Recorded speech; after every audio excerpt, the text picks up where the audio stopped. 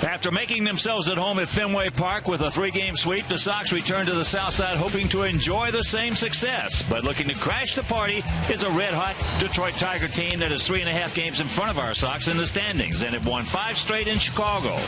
Can Ozzie and company close the gap and put an end to the streak? Find out next.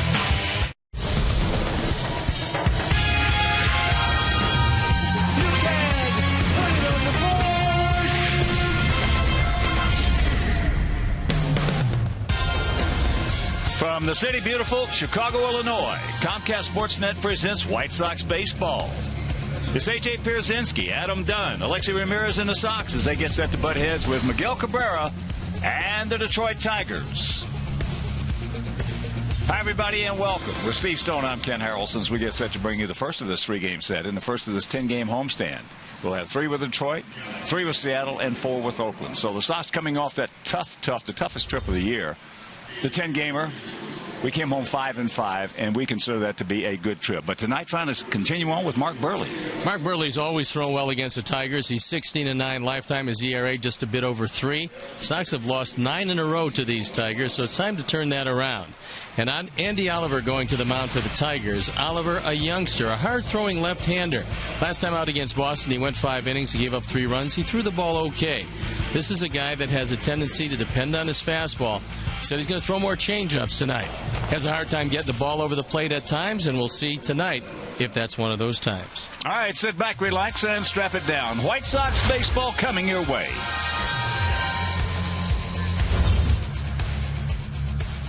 White Sox baseball on Comcast Sportsnet is brought to you in part by your Chicago area and Northwest Indiana Lexus dealer, who invites you to test drive a Lexus today. Blue Cross and Blue Shield of Illinois. 75 years being right here in Illinois means no one's closer to your wellness. Experience wellness everywhere. Subway. Every day at Subway. Choose from many delicious regular footlong subs for just $5. Subway. Eat fresh. Honda. Visit your local Honda dealer today or go to shophonda.com and find great values on a new Honda. AT&T Uverse. Find out more of what's possible at att.com. AT&T. Rethink possible. And by United. Proud to fly the Chicago White Sox.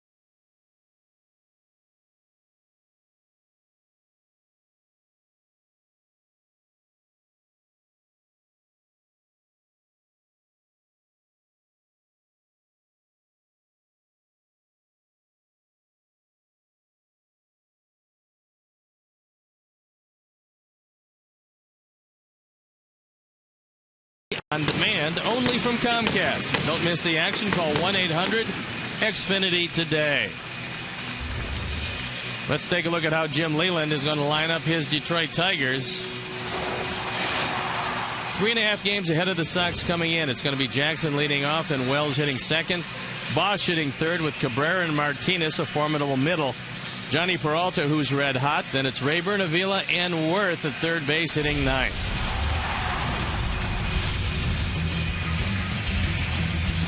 The defense, as we line up, it's Pierre, Rios, and Lillibridge left to right with Morel, Ramirez, Beckham, and Dunn. A.J. Przinsky behind the plate. And the Lexus Pursuing Perfection starting pitcher is going to be Mark Burley. Burley this year looking for his 5th win, the ERA below 4. Lifetime against these Tigers, he's 16-9, so he's thrown very well against them. His ERA just a touch over 3. He'll work quickly, he'll throw strikes, and he'll put the pressure on what normally is a lineup that's very aggressive for these Tigers. Let's take a look and see what the White Sox have done since May 7th. You can see the batting average, second, runs fourth, doubles first, on base percentage second, and slugging percentage fourth. That's the reason why they're 16-9. And only 9 road games left in the month of June. So we're ready to play baseball on a beautiful night in Chicago. I'm ready to turn over to my play-by-play partner, Huck Harrelson. All right, Stone Pony, thank you. And once again, good evening, everyone, and welcome to White Sox baseball right here on Comcast Sportsnet. As Austin Jackson gets set to look at the first pitch of the ball game, and it's outside. Jackson, 24-year-old center fielder, comes in hitting at .224.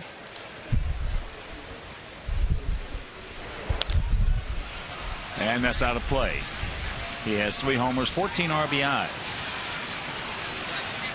Tigers are 29-26, and as the team hitting at .252 with a 4.29 team ERA. There's a strike.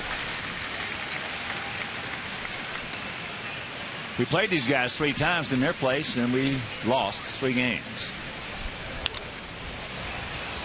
Beckham, he's got him.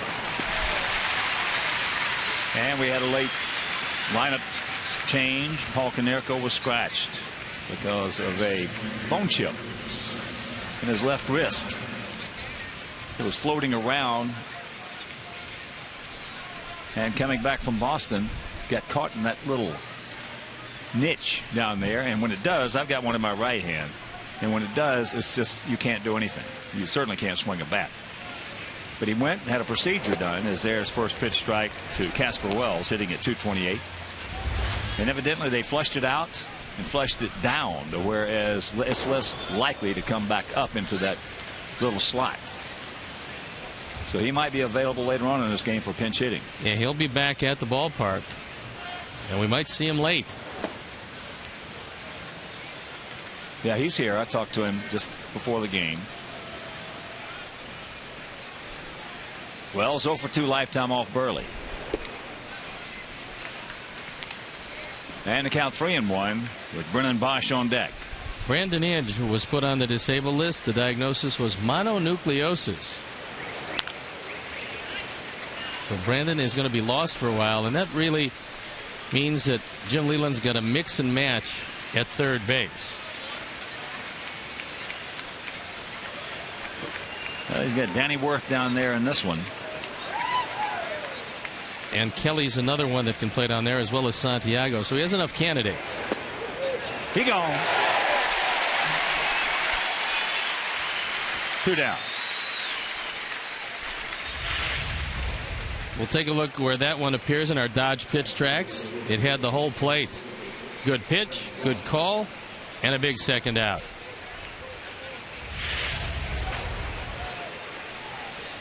So here's Bosch. Takes first pitch strike. He comes in hitting at .250, 4 homers and 25 driven in. He's hit very well against most left-handers, but not so well against Burley.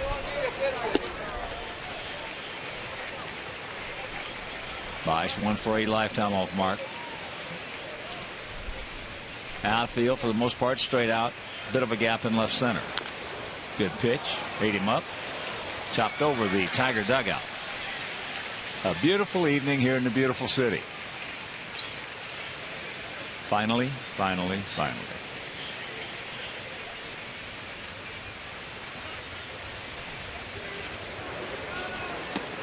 Sox coming off that 10-game road trip where we had 3 in Texas, 4 in Toronto, and 3 in Boston at 5-5.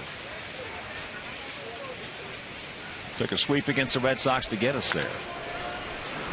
That's knocked down, and he's going to beat it out. That probably will go as a base hit. It should. Dunn ranging far to his right. He got the glove up, bounded off the glove, and kicked away from Beckham.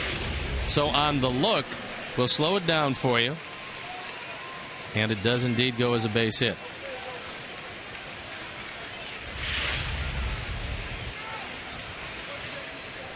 So here's Cabrera hitting at .311, 11 homers and 40 knocked in.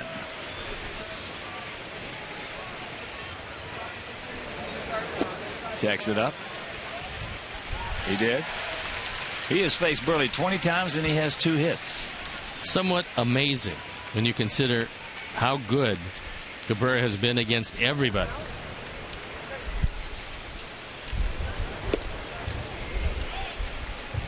Well, coming into the season, he's been in baseball, in the big leagues, I should say, 7.5 years.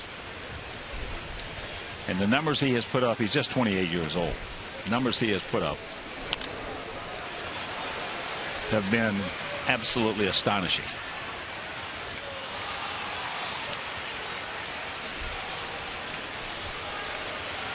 He's going to get his 1,000th RBI this season.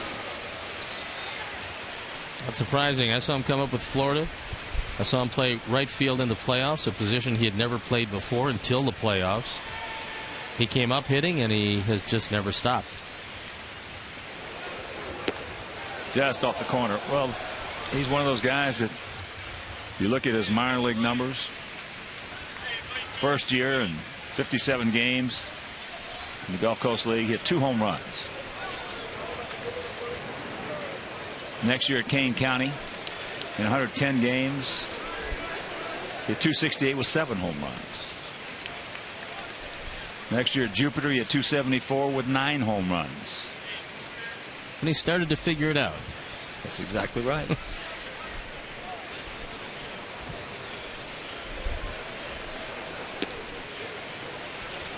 And the count goes full with Victor Martinez on deck.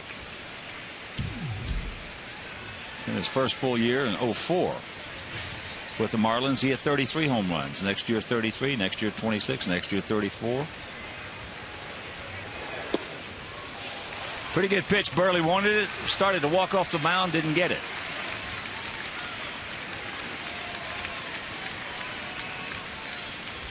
On our Dodge pitch tracks, we'll take a look where 6 appears. That had a part of the plate. That's the reason Burley walked off the mound. The exaggerated turnaround, like Cabrera, keeps the inning alive for Martinez. When he was out, Cabrera didn't see a whole lot of good pitches, and Martinez does give him protection. And he has hit Burley well, 22 for 66. So a very close call that did not go Burley's way by Fletcher. Extends the inning. And there's a chopper. Morrell goes to second. Yes, in time. Beautiful play by Brent Morrell, and that will end the threat. After a half inning of play, it's the Tigers nothing and the good guys coming to bat.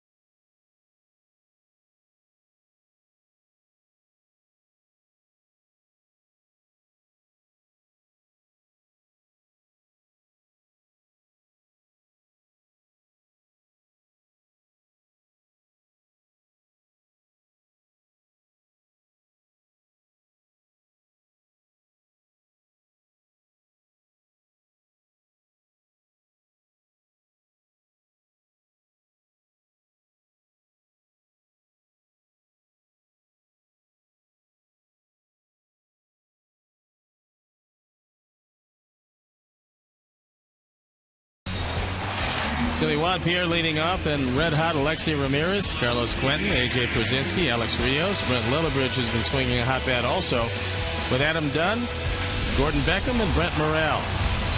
And the Suzuki defense, and on the lineup behind Oliver, Bosch, Jackson, and Wells left to right, with Worth, Peralta, Rayburn, and Cabrera. Alex Avila behind the plate. And the Lexus Pursuing Perfection starting pitcher is Andy Oliver. That's the numbers Sunday as he went against Boston, got a no decision. Left-handers didn't do much with him.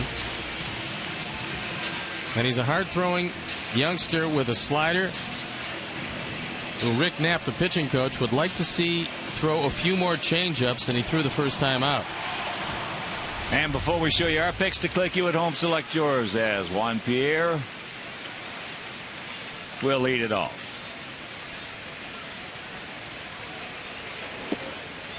Takes ball one. Sox come in hitting at .253 as a team with a 4.12 ERA. Pierre hitting at .259. Corners in close, and the count 2-0. And here at beautiful US Cellular Field, 330 down the left field line, 335 down the right field line, 375 in the gaps, and 400 straight away center. Juan has hit better against left-handers than right-handers this year. 3-0 the count. And this was the problem when they talked about Oliver. Was throwing one pitch consistently, missing with it, and not making any adjustments. There's a strike. Oliver's 6'3", 210 out of Vermillion, Ohio.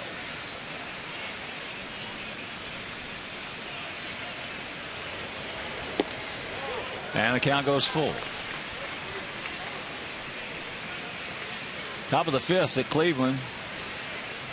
Texas leading the Indians 2-0.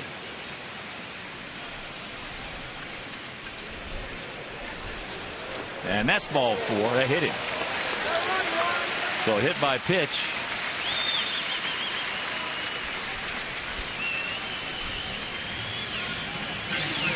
Here's our Xfinity high-speed action replay, and it's the reason Mark Burley is out of that first inning. Good dive by Brent Morrell from his knees, gets the force out at second base, and gets the Sox out of the inning. It's going to be a very tough play for Alexei to get anybody on that one. No, that one you're just going to have to eat and take your chances. And here's Alexei hitting at .297. 6 homers, he's driven in 31. Boy, did he have a series up in Boston. He was 9 for 14 with 6 RBIs.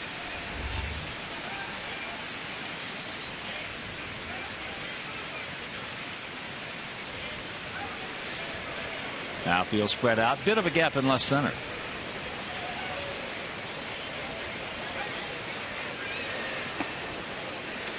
And the count 2-0. Now Avila wants to go out and have a little chit chat with his 23-year-old southpaw. That was Oliver's version of a slider, and that one didn't do very much, just stayed up in the zone. So having some problems getting the ball over the plate, very similar to the early innings against Boston. He did settle down later on, but that'll get your manager pacing.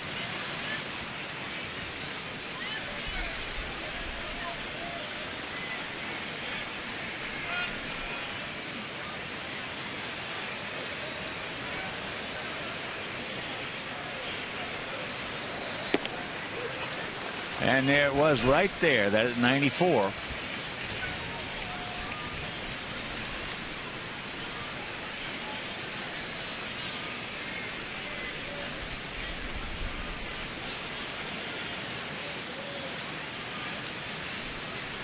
Decent lead by Pierre. And the count 3-1. Quentin on deck.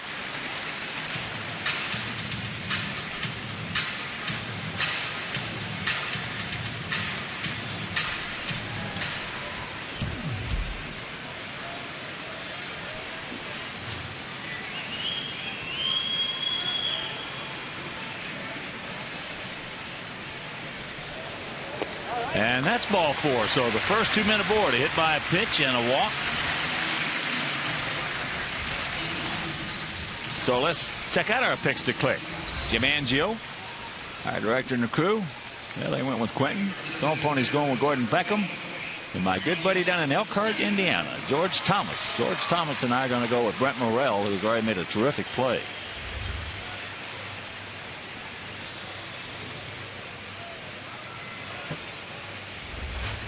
So here's Quentin, the 258, 13 homers, 37 knocked in.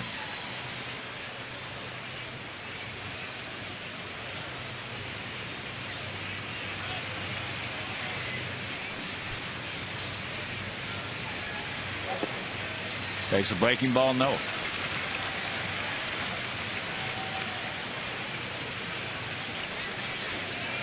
And the pitching coach. Yeah, Rick Knapp is coming out because when you're a 2-pitch pitcher for the most part and you can't get either of them over the plate, you're going to have some big problems.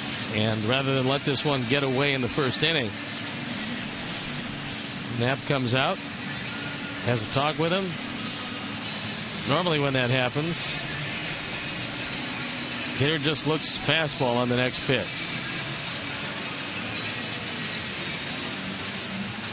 Well, if you look anything but fastball off this kid, you're making a mistake. Yeah. He hasn't shown yet he can get the slider over at all.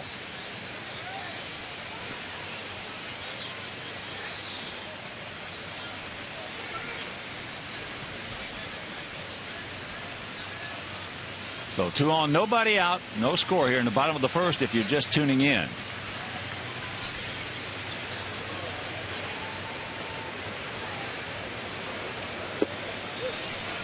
Grabs the strike with that one. That one at 94, and the count evens at 1.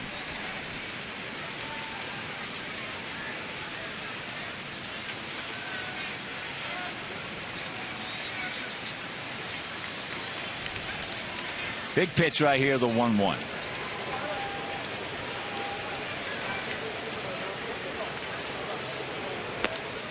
High and wide, advantage Quentin. 96 on that one.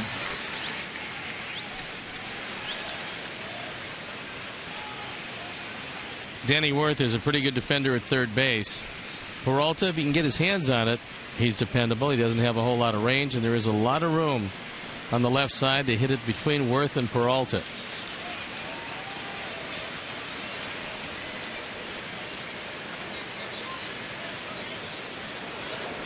Three and 1. This is where you got a zone here. You got to pick out of a zone. If it's not right there, you don't want to do anything with it because you don't want to chase a bad pitch.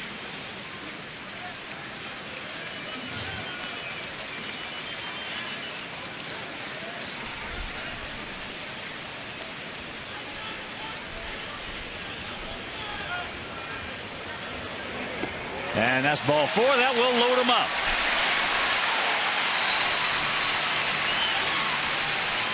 Sacks packed with Sox. Nobody out. And here comes A.J. And when the lineup was originally changed, A.J. was moved up into the 4 spot. So he's got a chance to put a hurting on the youngster early in the ball game. A.J. hitting at 272, a couple of homers, 18 knocked in.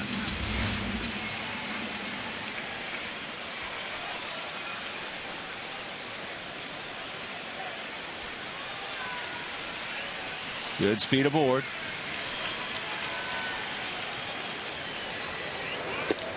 And that's off the corner.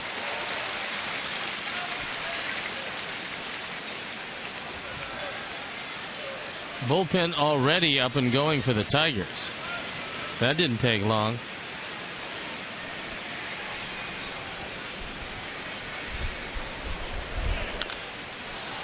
That fastball chop foul. So the count evens at 1. Furbush throwing in the bullpen. And that young man's got very good stuff. Put it out of here.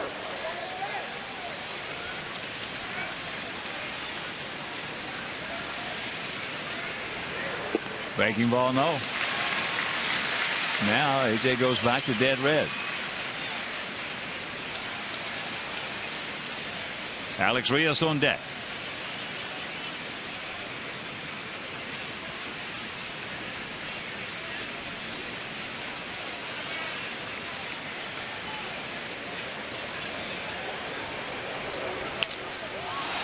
Gets jammed, pops it up. Peralta goes back, makes the catch. And that's one out.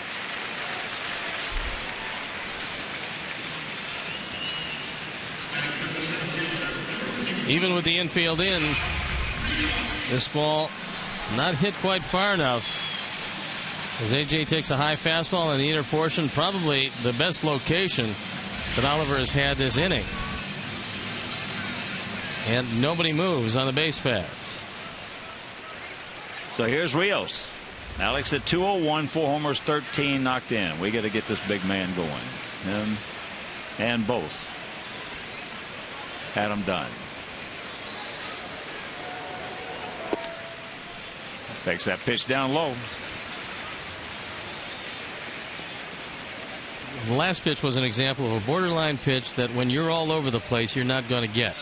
If you're throwing strikes consistently and you're throwing in the same spot, you probably will get it.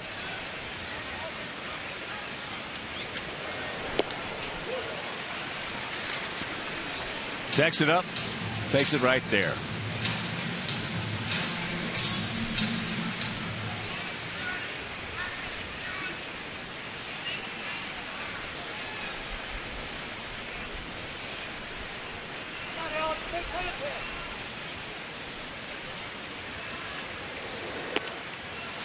Not even close. Well, that was his version of a changeup. And no mechanics so far.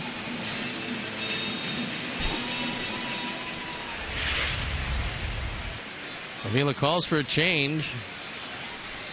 And Oliver's nowhere near the zone.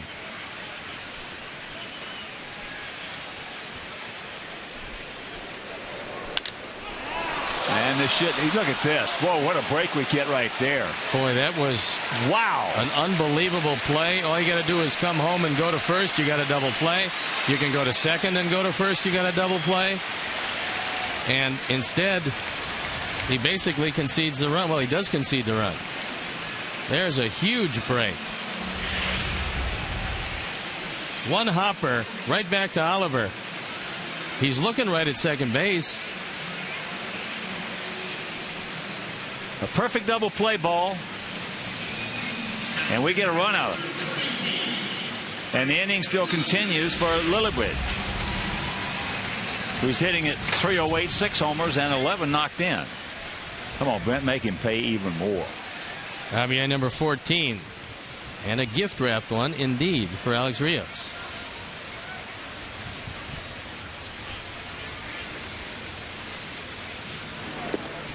Got a breaking ball over.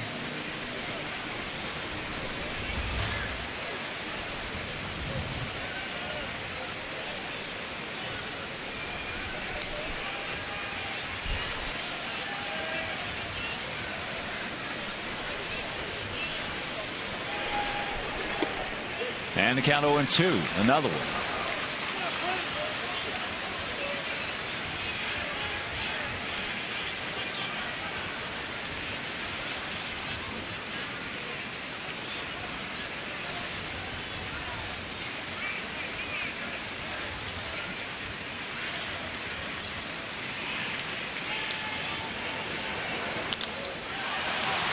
So we had the bases loaded, nobody out, and they give us a run. We'll take it after one. It is 1-0 White Sox.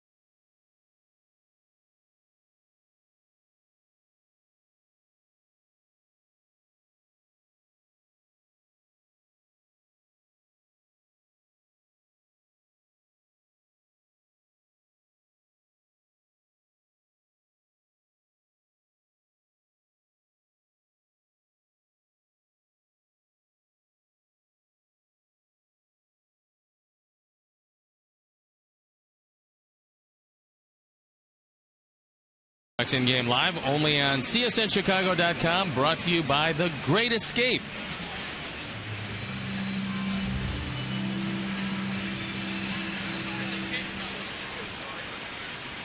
So here's Peralta.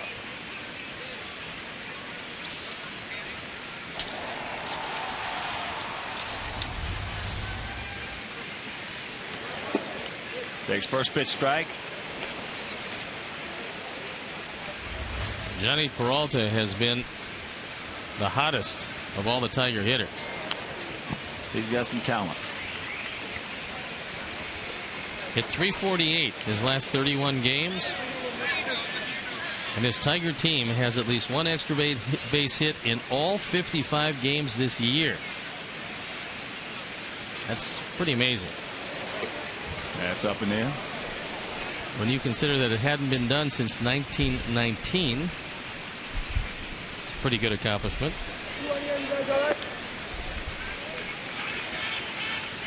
Two and two the count. The 28-year-old hitting it, .314, 8 homers, 31 knocked in.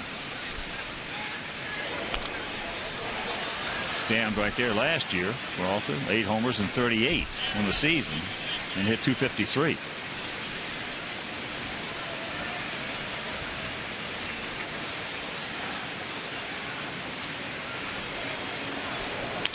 Broken bat, base hit.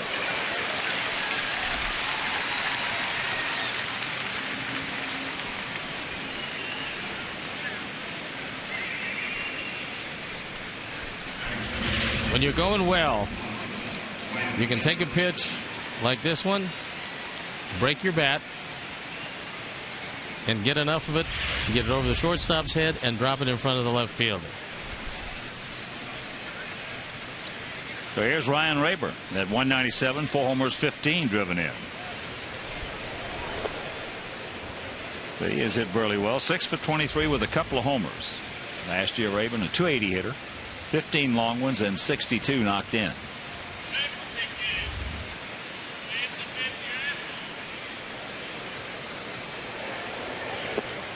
Could not check it up, 1-1.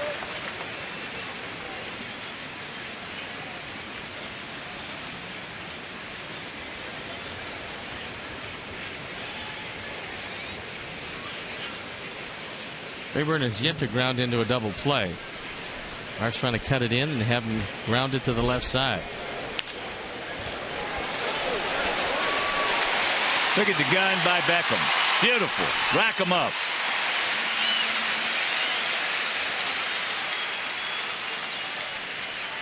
That's the first double play he's grounded into, as he does indeed hit it to the left side. That was the changeup. And good play on both ends. Gordon just standing on the bag, fires it across to Adam Dunn. And they got Rayburn by a good 2 steps.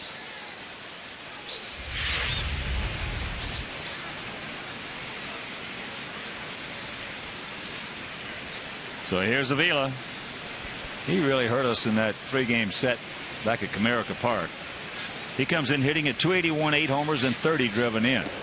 Takes a breaking ball strike. Last year, he hit .228 with 7 homers and knocked in 31.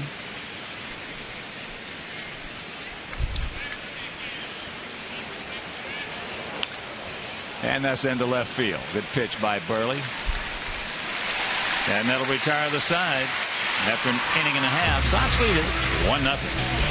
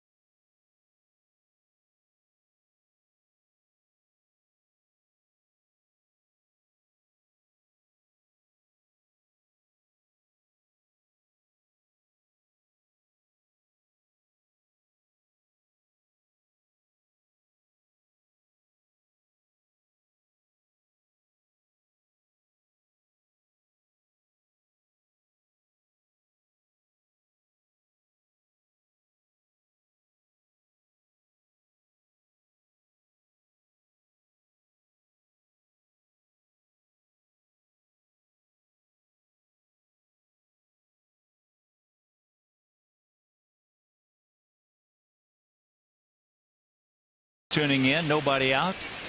AJ popped up to short. And then Rios hit a one-hopper right back to the pitcher, and we get a run out.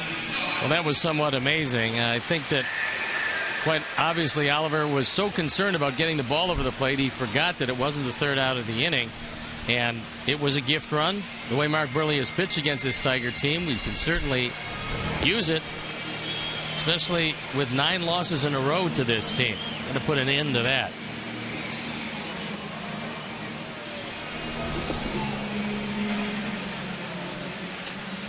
And a reminder, Sox fans, on Tuesday, June 21st at 7:10, your White Sox take on the Cubs. Tuesday, June 21st is presented by Walgreens.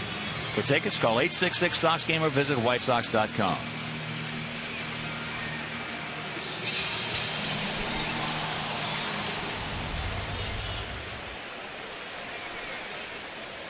Adam Dunn, Gordon Beckham, and Brent Morrell here in the second.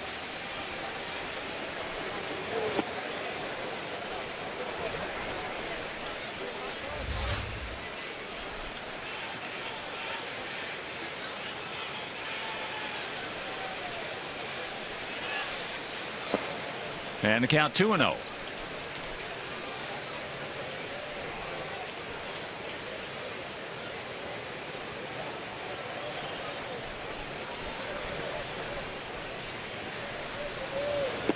There's a strike.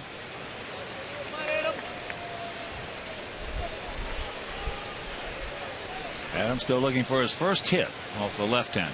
Make it over 60 against lefty.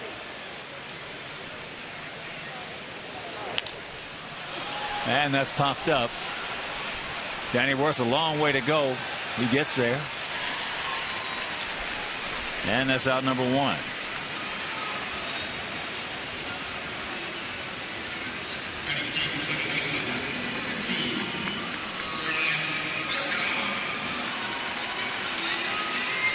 So here's Gordon. He's starting to get warmed up a little bit, hitting at .242, 4 homers, 16 driven in. First of 3 with Detroit, first of 10 here at home. 3 with these guys, 3 with Seattle, and 4 with Oakland. Make your plans to be with us here at beautiful US Cellular Field. As that pitch taken down low. And we looked ahead at the schedule and realized the 3 long road trips that started off. We looked ahead to June and realized that was the time to start making our move. And the count 2-0. We got 9 road games left in June. Got to do a lot better here at home. Come into this one at 10-13. And no better team to start against than the Tigers. Because we got to get by them first. And the count 3-0.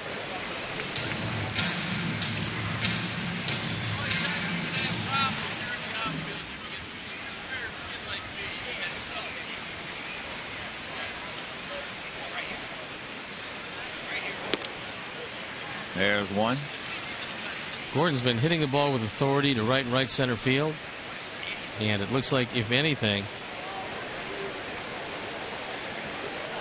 Oliver's going to try to keep it away. Count goes full.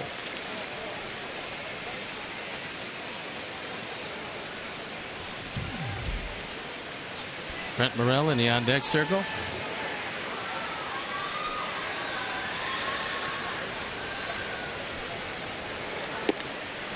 Came back from the 3-0 to get him. Let's compare the home and the road, and you'll see very few teams are better on the road than at home, but the batting average substantially better, runs per game a touch better, home runs the same.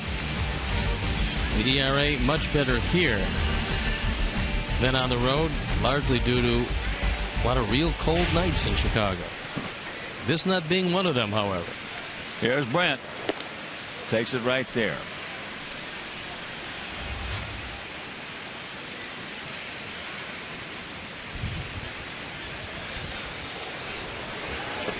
Breaking ball. And very quickly, 0-2.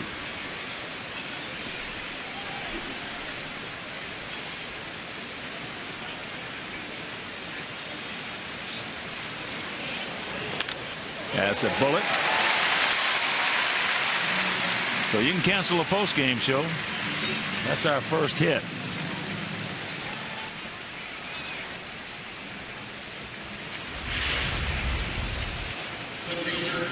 0-2 pitch, and he just rolls run on the inner portion.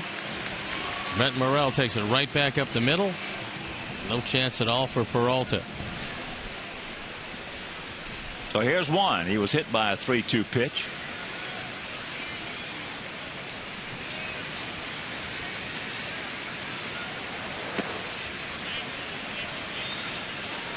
Almost hit by another one. 0-2-0 for the Tigers. 1 run, 1 hit, no errors for our Sox.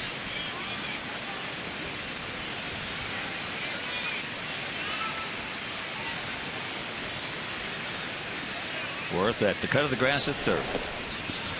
And the count 2-0. And Alex Avila pointed to his right shoulder. He was looking out at Oliver and saying, if you fly open with the right shoulder, you're going to leave the ball up and in to the left-handers and up and away to the right-handers.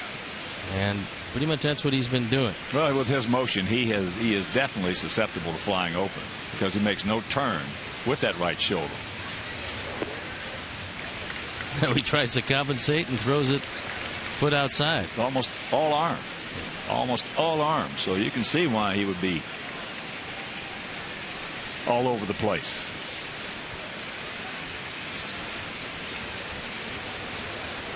The 3-0 pitch. And there's ball 4.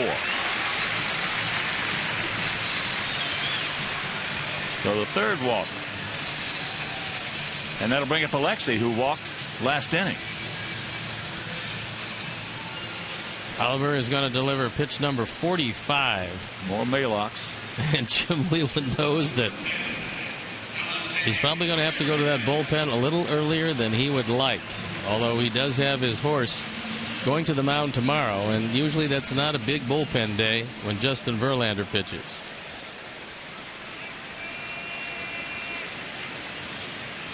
So 2 on, 2 out. Starts him off with a changeup. 0-1.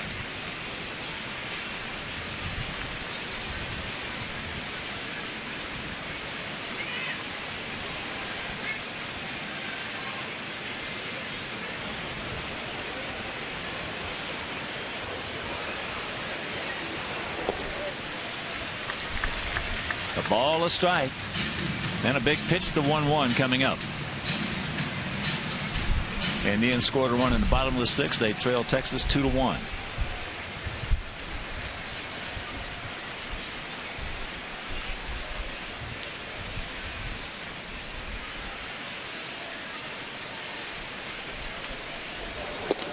Jacks it up. Good check by Alexei.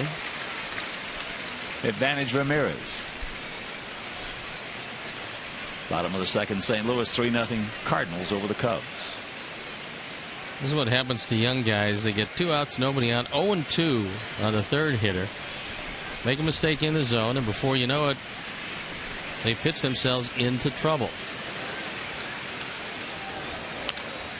That's foul straight back over our heads. Last 18 games, Alexei Ramirez has been swinging the bat just about as well as anybody. 384, 28 hits. The doubles, the runs batted in, and the runs, pretty impressive.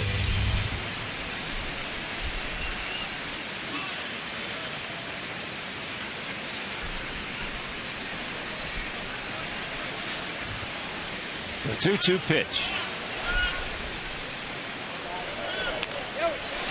And there's a little looper caught by Peralta, and that'll retire the threat. So we can't do anything. We'll go to the third, leading 1-0.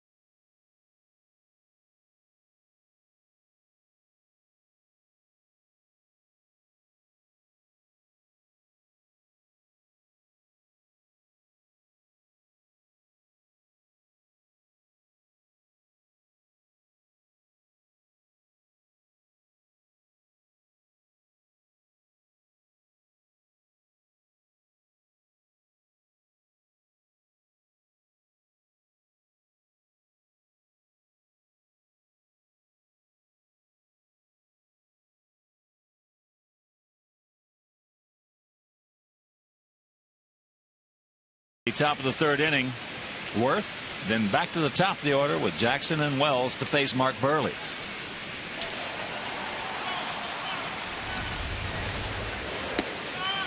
Takes up high, ball one.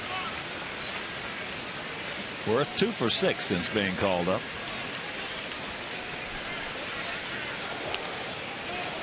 And that's foul straight back below us.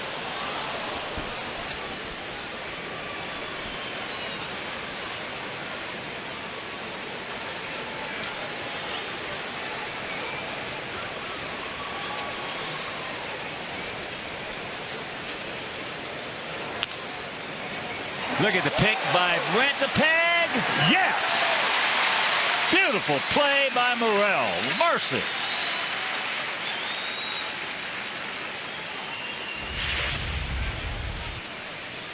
This ball ticketed down the line probably would have been 2 bases, but Brent Morrell, who's made a couple of spectacular plays early, guns him out at first.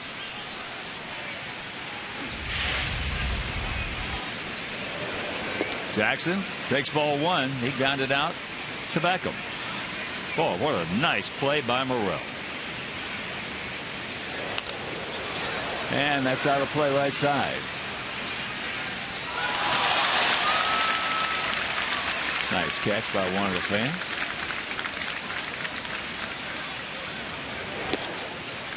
Just off the corner.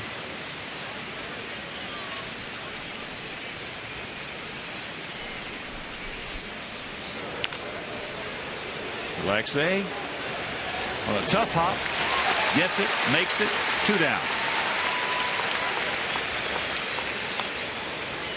Here's our AT&T U-verse multi-view.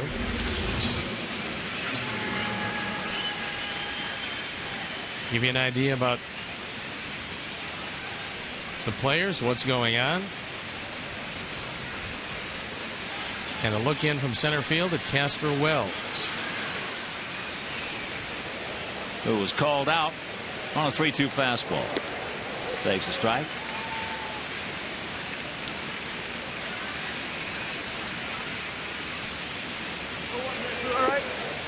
And the count evens at 1.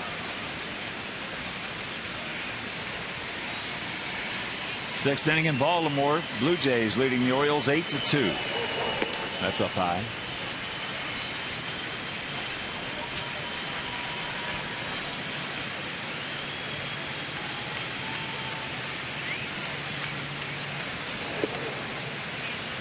And the count 3-1.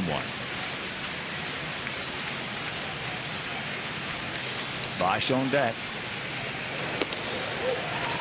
Change up strike.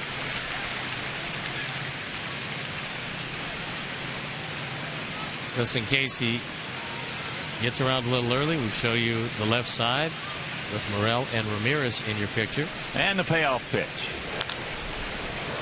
That's hit hard, but foul.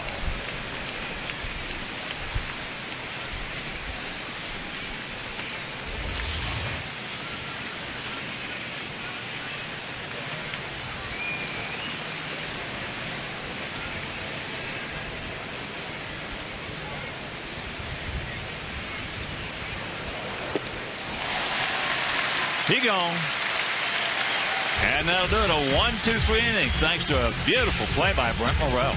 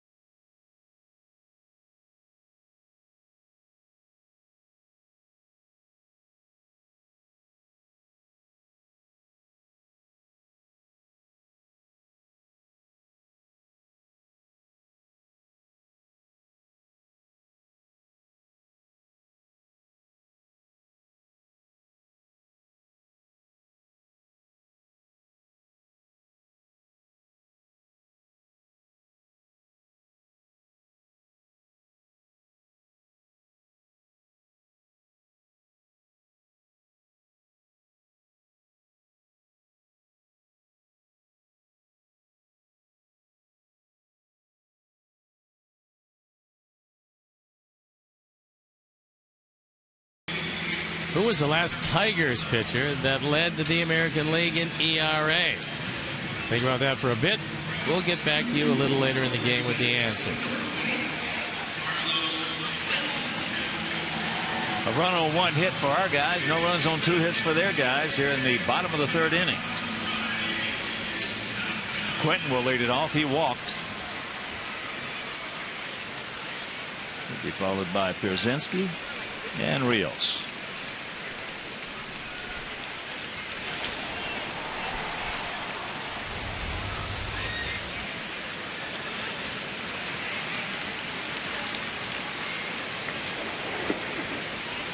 Starts him off with a changeup. And the count 1-0.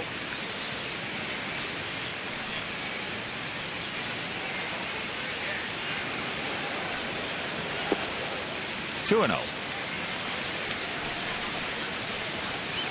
Top of the 5th at Fenway. Oakland and Boston tied at 5.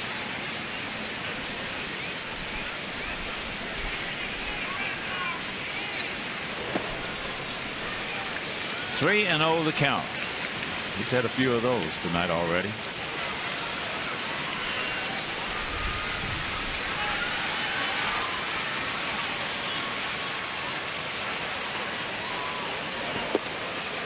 There's one.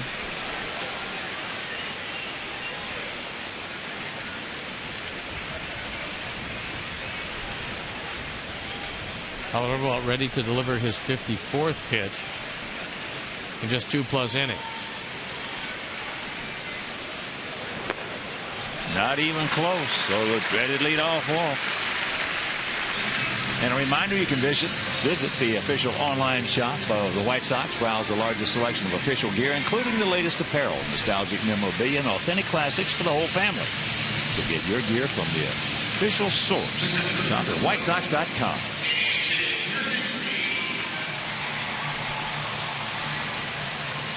Here's AJ. He popped up with the bases loaded to short.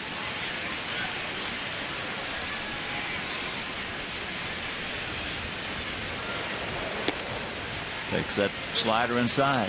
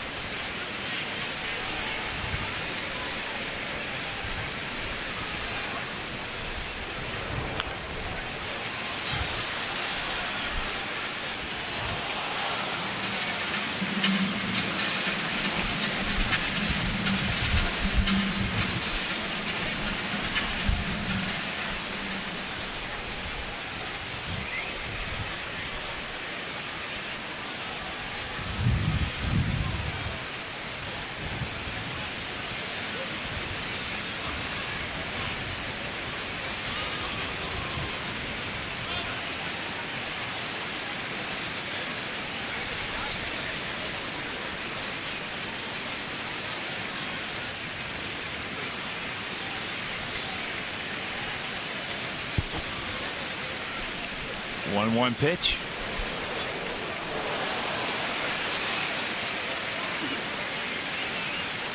That slider was way out of the zone.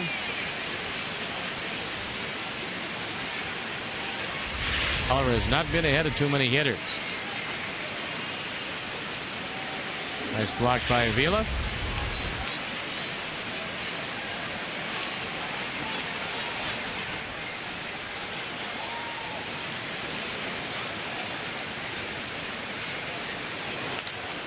That ball hit hard into left field. He's not going to get there. That's a fair ball. So Quentin now is going to be held at third on the double by Pierzynski. Sox ducks on the pond. Nobody out here in the bottom of the 3rd.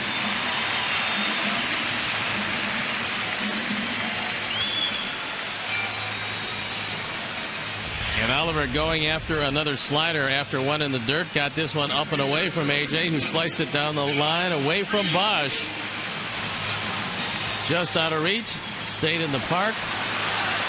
Carlos could not score because he had to wait and see if Bosch was going to catch it.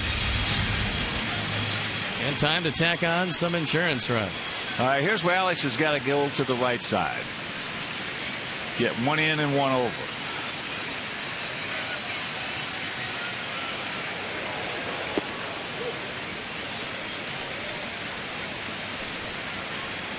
Take a first ball fastball at most of the plate. First time up, had the bases loaded, a perfect double play ball back to Oliver, who went to first base. And that is the run that we have up on the board, a gift run.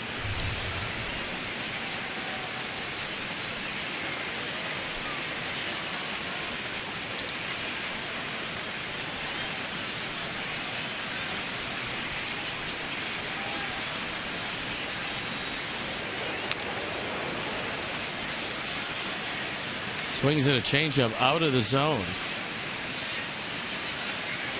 Finds himself in a 1-2 hole. Meantime, Texas is killing Cleveland.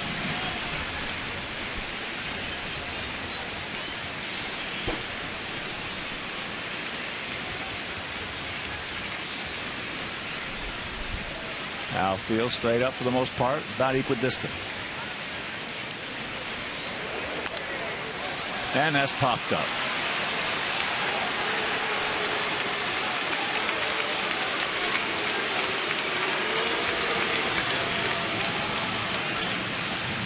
So a big out.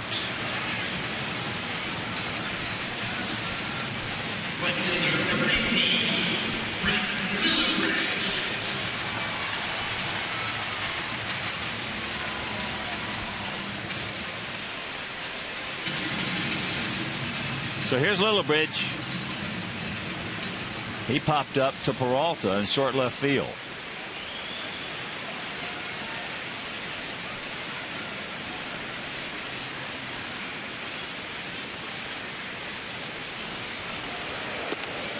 Takes inside ball one. Texas leading Cleveland 7-1. Top of the seventh at Progressive Field.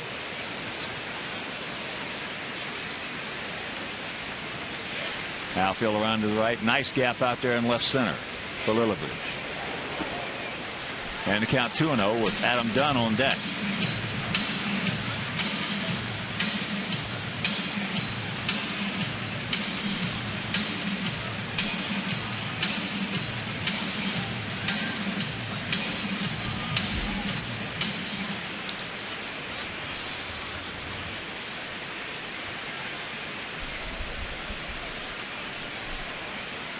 Don't help him out. He's the one that's in trouble, not you.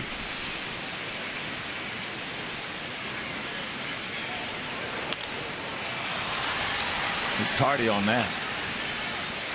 Flips it over the Tiger dugout.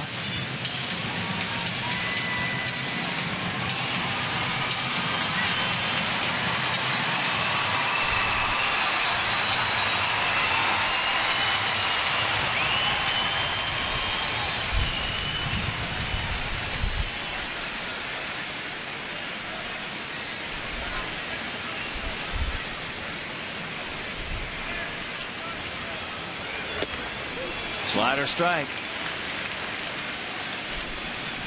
Not throwing him too many hittable fastballs, throwing either changeups or sliders to Lillibridge.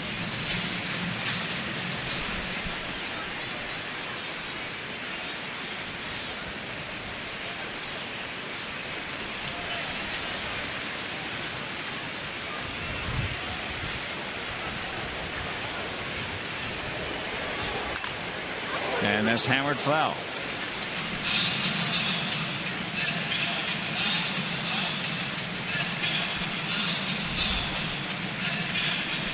Quinn at third, Pierzynski at second.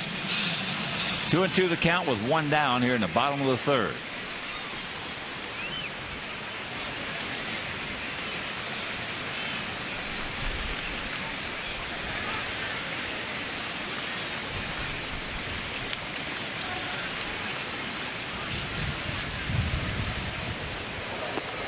Full count.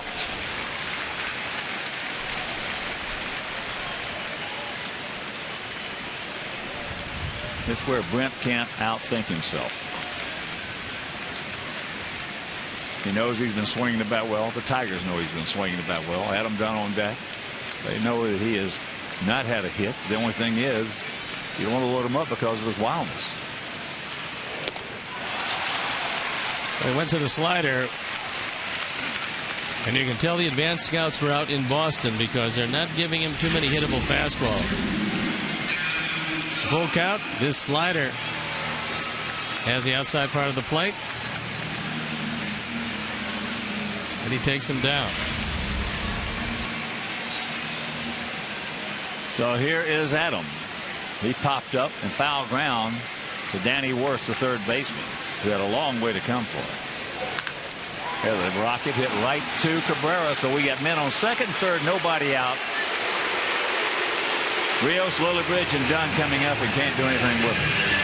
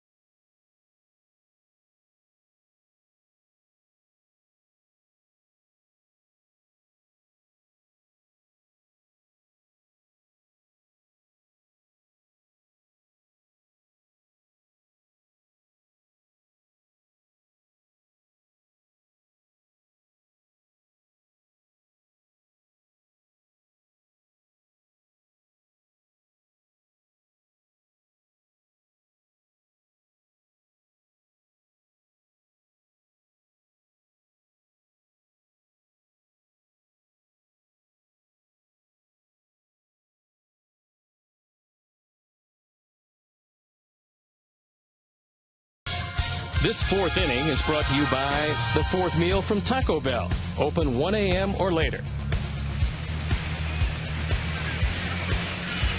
Top of the fourth inning, 1-0 Sox. Bosch. Good pitch inside. Hammers it, but it's a strike.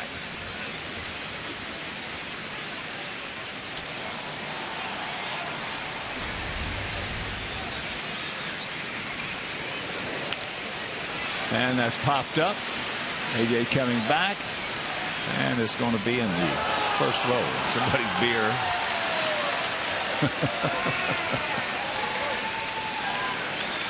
So the count 0-2. And if you're just tuning in, we had the bases loaded, nobody out in the first inning, and came up with 1 run, and it was a gift. Then bottom half of last inning, had a man on second and third, and could not put one across the plate.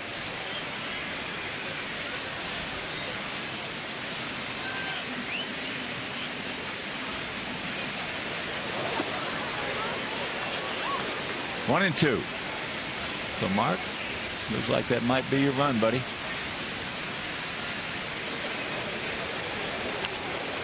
Cues it. Watch out, it's coming back. Look at this.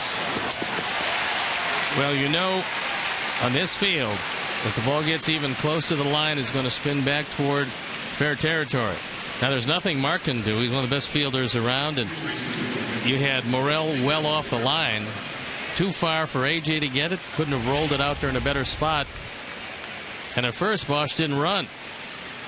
Then when he took a look and realized where the ball was going, he took off, beat the play easily. So he's had 2 infield hits, one off the glove of Dunn. And then that swinging bunt. So here's Cabrera. He walked on a 3-2 pitch that had the plate.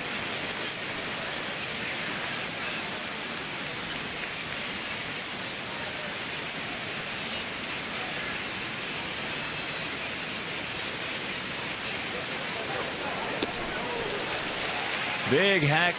It'll change.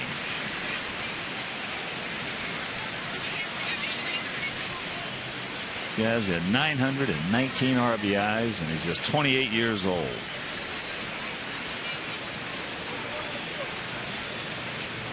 There he goes. He gone. Nice. Nice pick and tag by Beckham. Hard to get too much of a lead on Mark Burley. It's a decent jump. Now he's looking back. Slowed him down just enough. We'll watch it again. He came up with a hop, and he did just barely get him. Nice call by Jim Reynolds. And that changeup hammered into left field.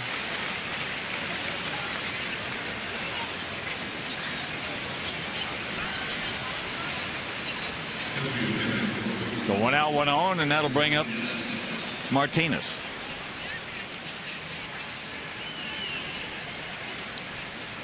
And here's what he did his first time up. This is the first of 2 very good plays by Brent Morrell. Force out to end the inning.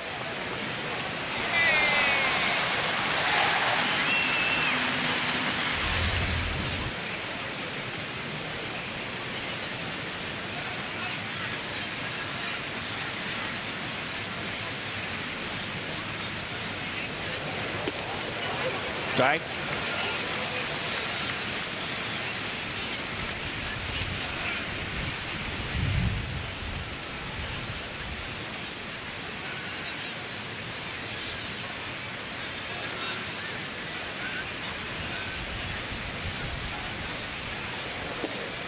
And another one. 0-2. This is a pretty good 4th, 5th, and 6th place trio here.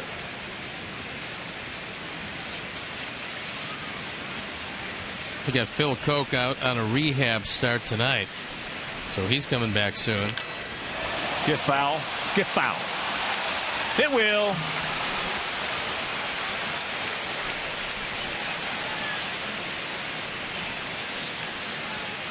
This guy, to me, is the most dangerous hitter in this lineup against Burley. And the numbers back it up. 22 for 67, 4 homers, and 12 RBIs. That one hooked right in front of the pole. This is Mark Burley. Pretty impressive over the course of his career.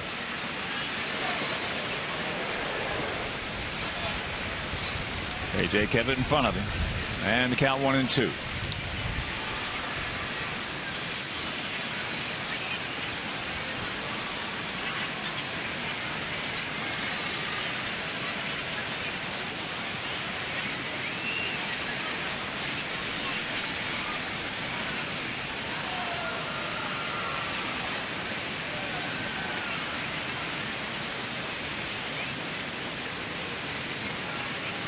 Short lead. He gone. 2 down. Way off balance out in front. Take a look at the location of that changeup. That ball just dips out of the zone. Martinez well out ahead of it. And a big second out.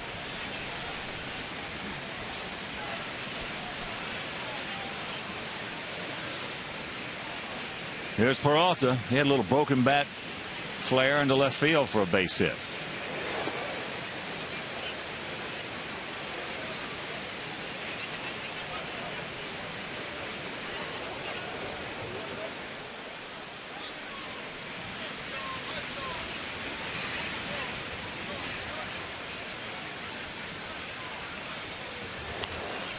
That's foul back to even the count at 1.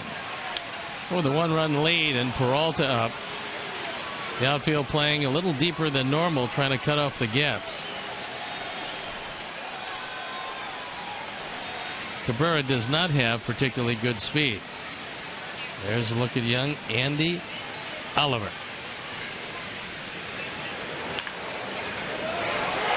Grant couldn't get to that one. Pierre will, so Cabrera will pull up at second. 3 hits this inning.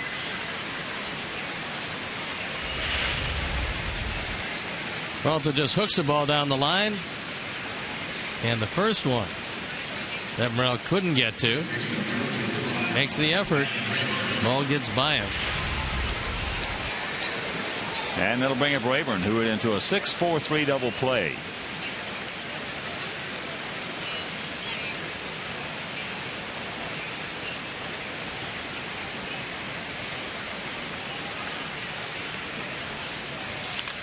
That ball hammered. Come on, Alex. He's there, makes the catch. That's a hang whoop for Rayburn. Meanwhile, we'll go to the bottom of the 4th. It is still 1-0 Good Guys.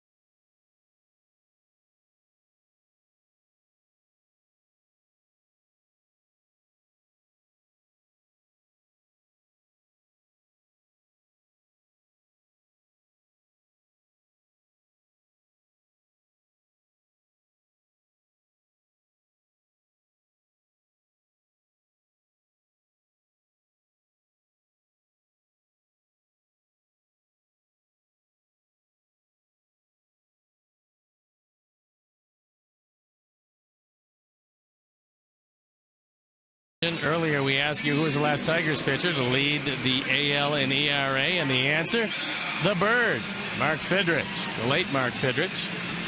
234 back in 1976. Boy, for a brief period of time, he was some pitcher.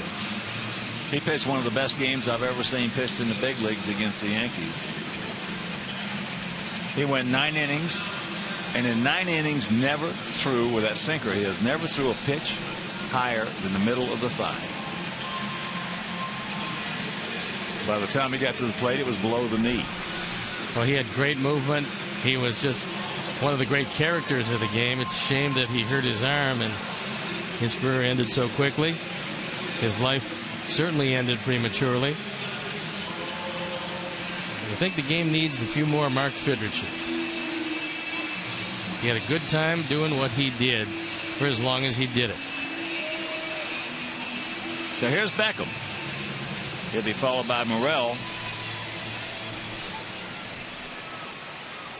Then back to the top of the order, and Juan Pierre.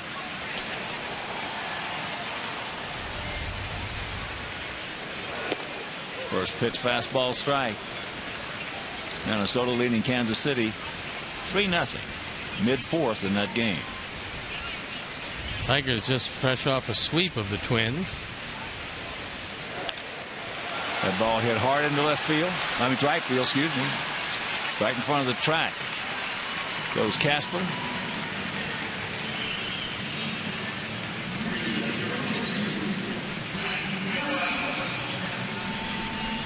So here's Morel. He picked up our first hit, a bullet right back to the middle on a 0-2 slider.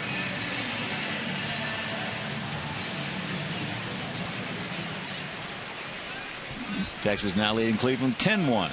Top of the 8th in Cleveland. There's another shot by Morel. So George Thomas from Elkhart, Indiana, my buddy, just picked a click, 2 for 2, with also a couple of outstanding defensive plays.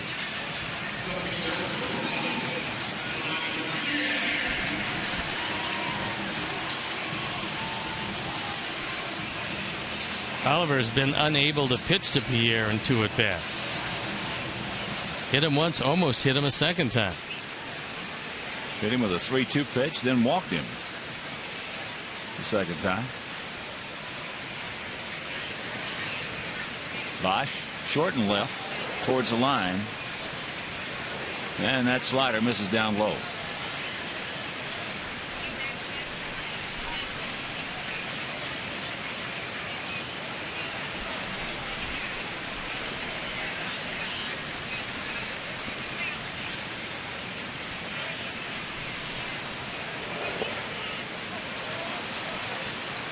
Two and 0 the count. Make your plans to be with us tomorrow evening, 6:10 start here at beautiful USA Field. Edwin Jackson against Verlander. And the finale of this series on Sunday afternoon, Jake Peavy against Brad Penny. Both those games, if you can't make it to the ballpark, will be over WGN.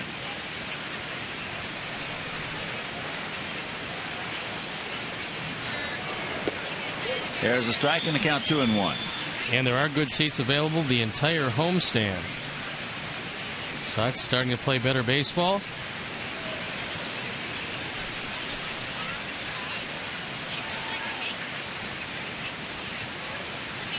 These are going to be tough and tight games against the Tigers.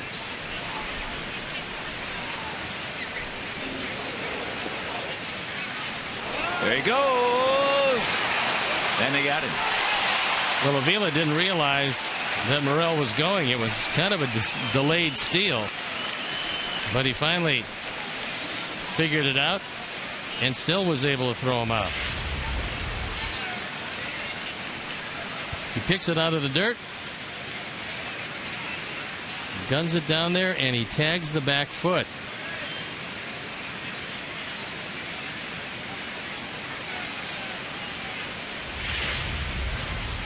So the 3-1 pitch.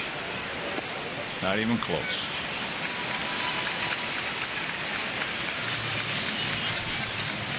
Fifth walk issued by Oliver, and that'll bring up Alexei, who has walked. Then hit a little looper to Peralta to end the second inning. If you're just tuning in, we stranded 2 in the first, 2 in the second, 2 in the third. And we've had a hit and a walk here in the fourth. And I think Gene Lamont might be calling down to the bullpen.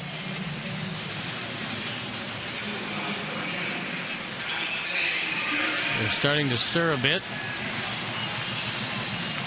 as Oliver about ready to deliver pitch number 79 here in the bottom of the fourth.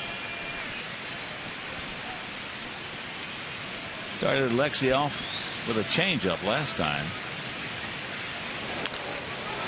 And there he throws him another one.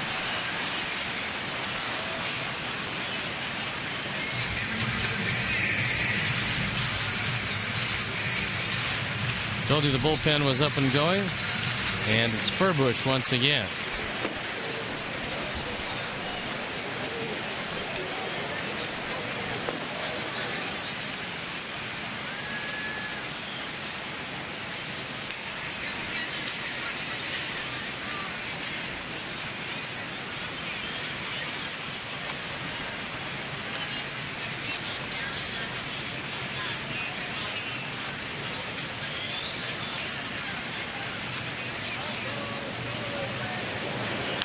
There they shot into the gap. Get through. No, that won't. Cut off by Casper Wells, and Pierre will pull into third. Not going to do too much running on Wells in right field. He's an excellent defender, and he's got a very good arm. Well, it looked like this ball had a chance to get through, but Wells gets to the ball quickly, gets it back in. But there are runners at the corners.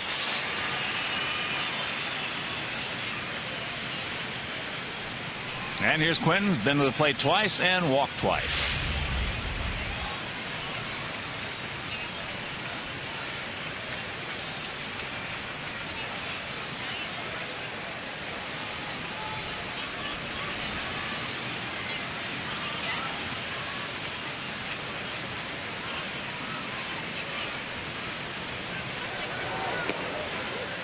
Backdoors him with a slider.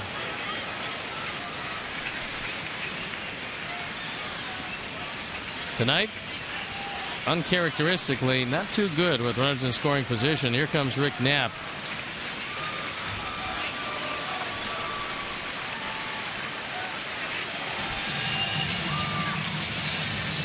Charlie Furbush certainly has had enough time to get loose.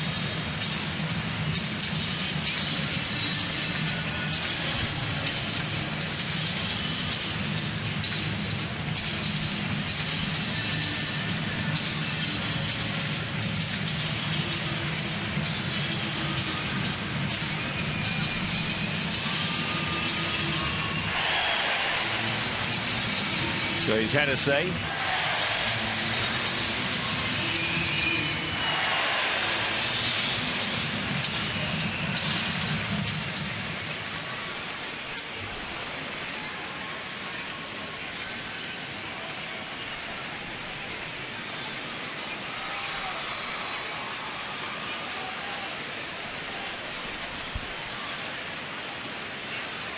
Alexei with a decent lead at first.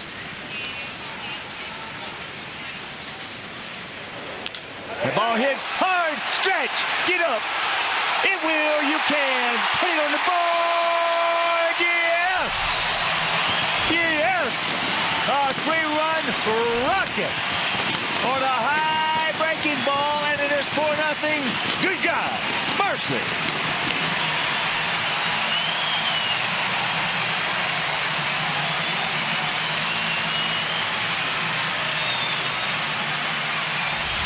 Home run number 14. Carlos now has 40 runs batted in. It's our fourth home run replay. The off-speed pitch, and Carlos reaches out, drives it out of the ballpark. And this all happened with 2 outs and nobody on. That walk to Pierre. Solid single by Alexei, and then there's a shot by AJ down into the corner. So he's going to pick up his second double. He's 2 for 3. Don't stop now, boys.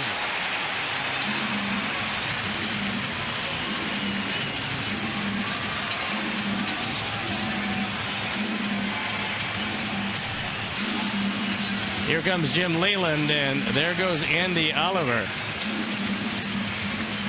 Well, it started, as you mentioned, Beckham went deep to right.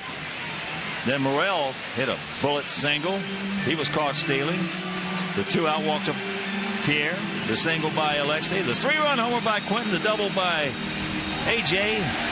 Oliver departs, and we'll be back.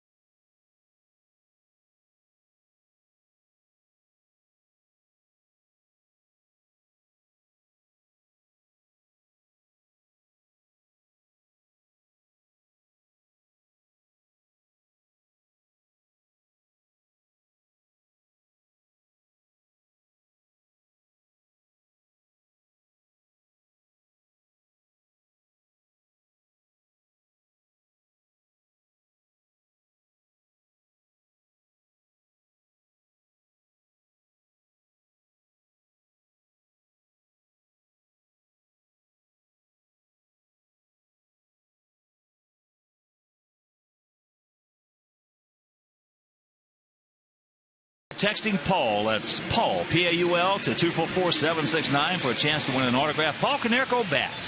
Chi Sox mobile users get special offers, exclusive deals, contest info.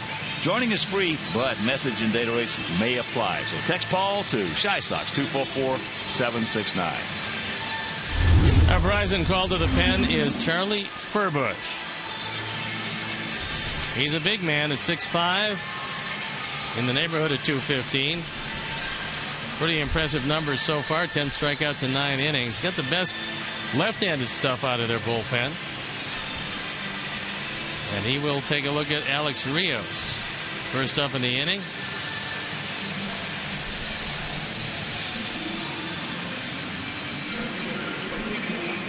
Furbush last year went from A to AAA, and this year finds himself in the big league. So here's Alex. He's 0 for 2 with an RBI.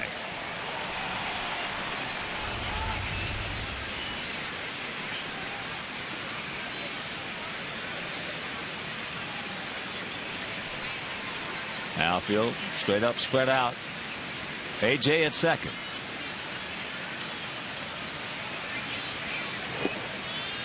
And that pitch is outside.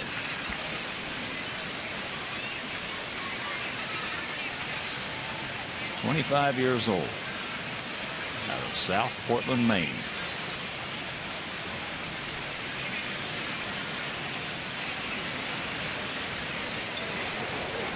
That ball hit hard into center.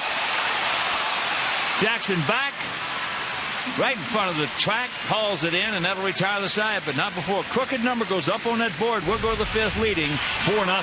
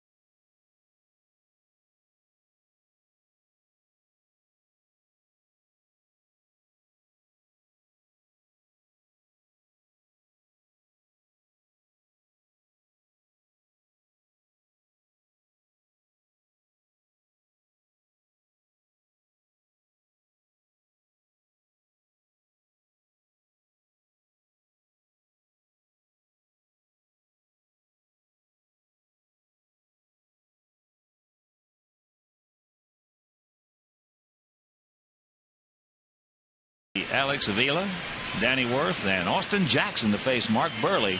4-6-0 for our Sox. 0-5-0 for their Tigers.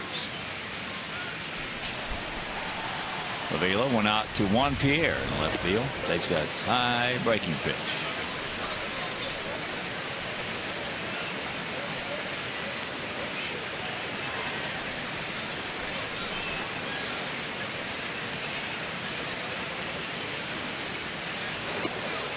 And the count 2-0. Top of the 9th in Cleveland, 10-1 Texas.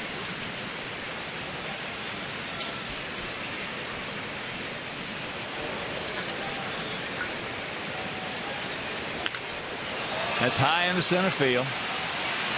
Alex went back. Now on the track. So a long out. And a reminder, you can text Subway to 29653. And if you are the 500 texter, you could win $5 foot-long subs from Subway.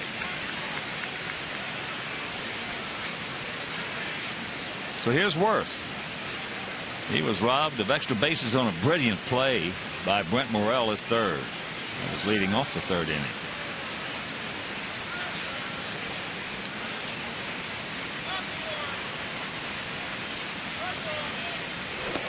And if you miss that play,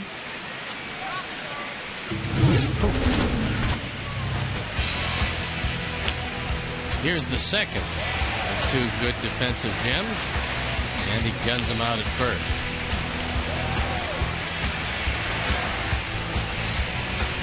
So 1-1 to count.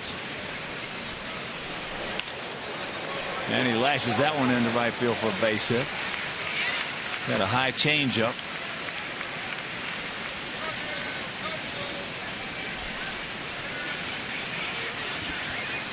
And that'll bring up the top of the order. Austin Jackson, who is grounded to second, and he is grounded to short.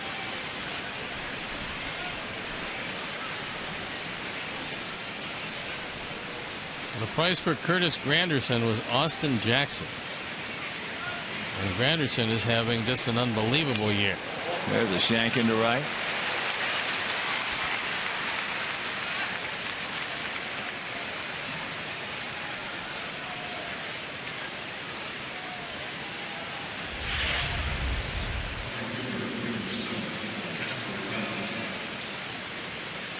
This ball out over the plate, an inside-out swing, and a little looper into right field. As Jackson, who hit .293 last year, way down in average this year. And here's Wells. He has been to the plate twice and struck out twice. Called out on a 3-2 fastball and then swinging at a good changeup. So trouble brewing here in the top of the fifth.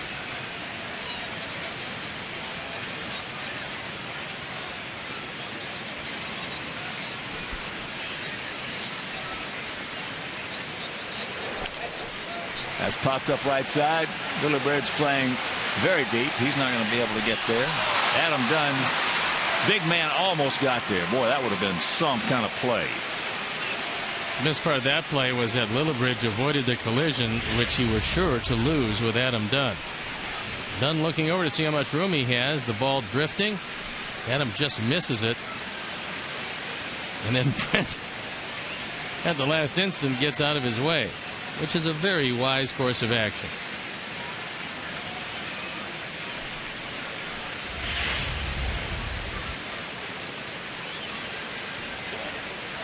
The 1-1.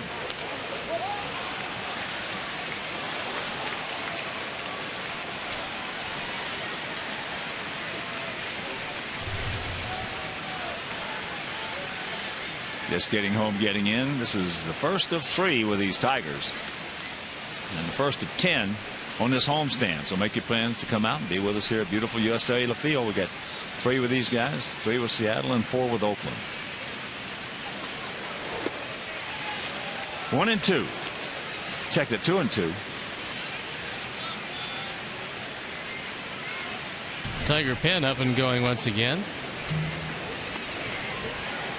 Benoit is normally their setup man. That ball changeup hit hard. And it's a 4-3 ball game. Wells a strong man, and he reached down and just flicked it. That ball got out of here in a hurry. His second home run. He's now driven in 8. And just like that, Tigers draw very close.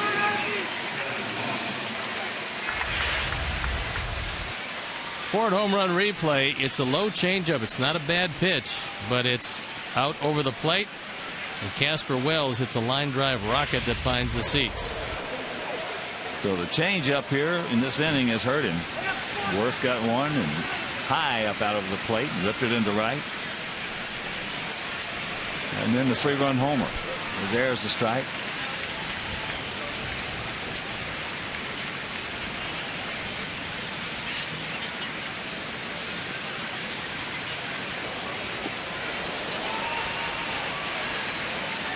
A ball and 2 strikes to Bosch.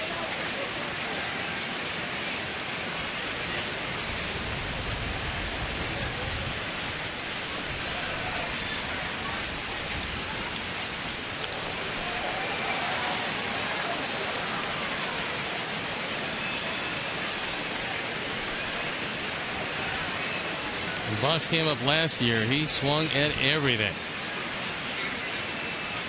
This year, a little more selective. He's going to be a pretty good player. High pop-up Alexei.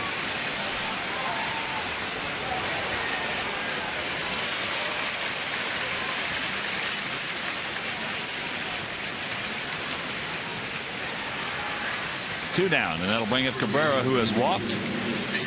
And then he got a change up and hammered it into left field for a base hit.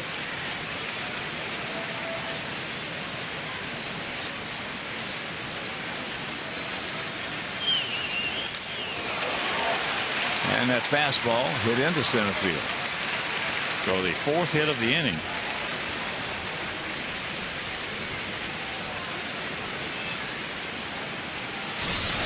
Here's our United Airlines leaders of the game. Miguel Cabrera reached base safely in 24 straight games. The longest active streak in the AL. Johnny Damon, 28. And the Tigers now have had an extra base hit in all 56 games this season. When you think back that the last time that happened was 1919, that's pretty good.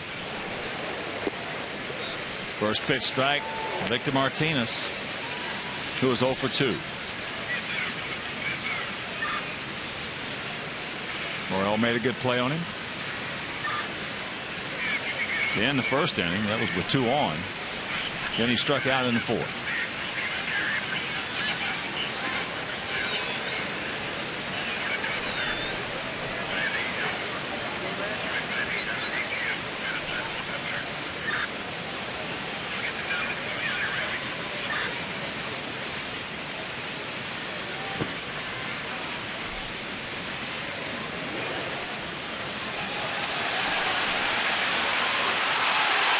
Be gone.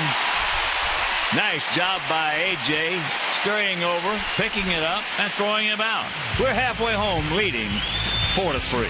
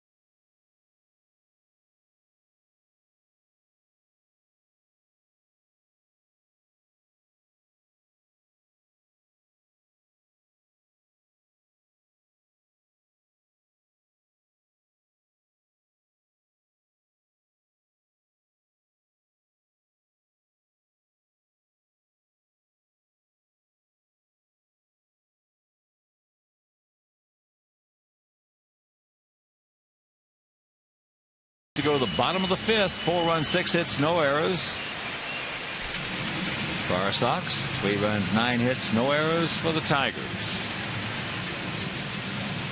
It'll be Lillibridge, Dunn,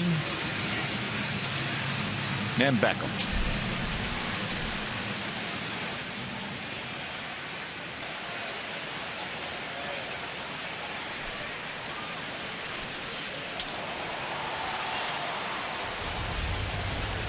.65 southpaw Charlie Furbush.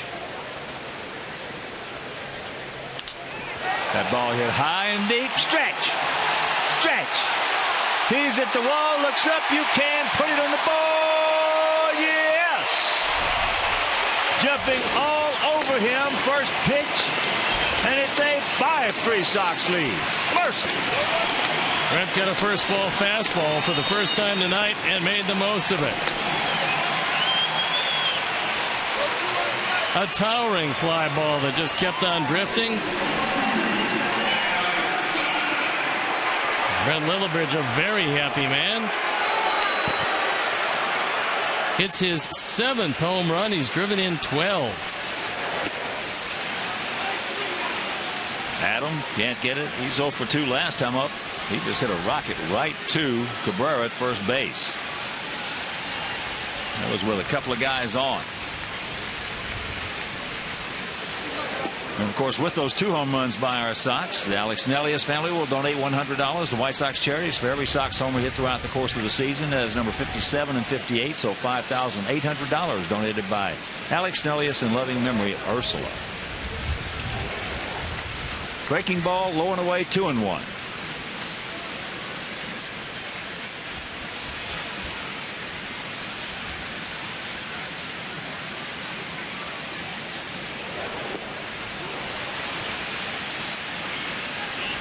Had him well out in front of that slider.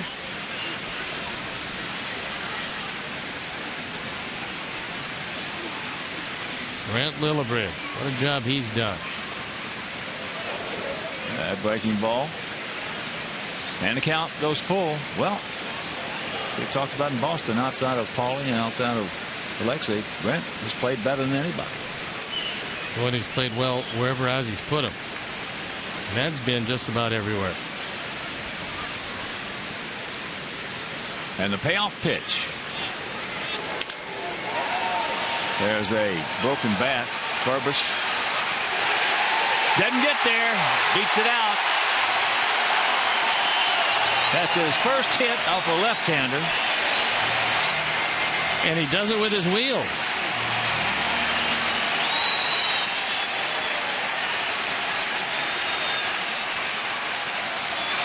In 41 at-bats.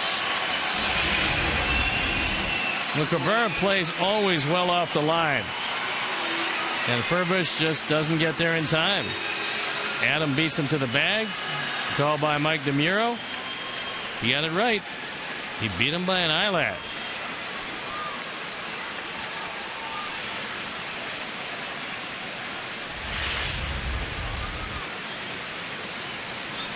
Don't stop now, boys. Here's Beckham. Breaking ball. That's the first run that Furbish has given up this year in 9 1/3 innings of work.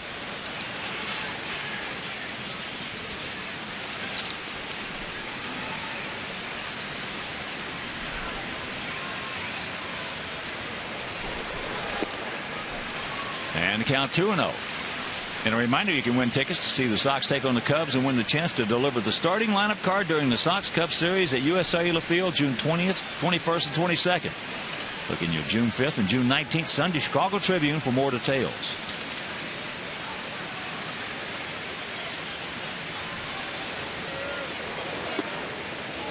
And the count 3-0.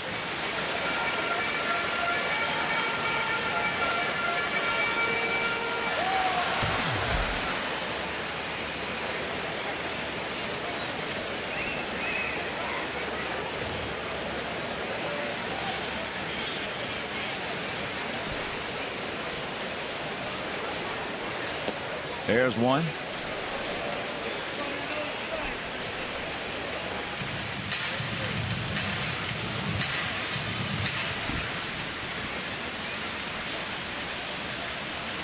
First and 30.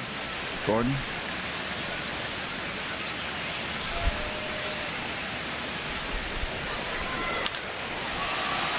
That's high, going foul. As Wells will run out of room. So a souvenir right side.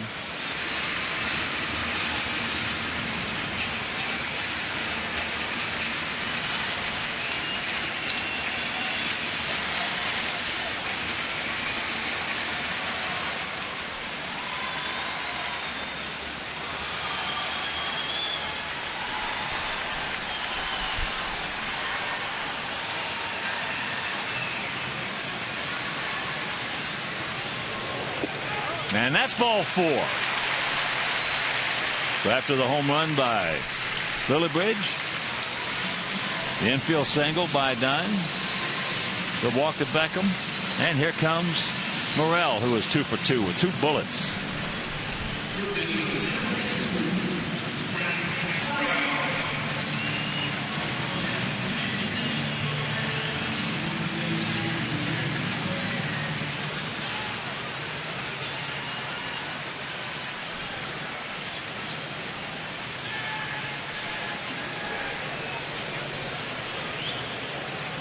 Corners in close. Takes that curveball down and in.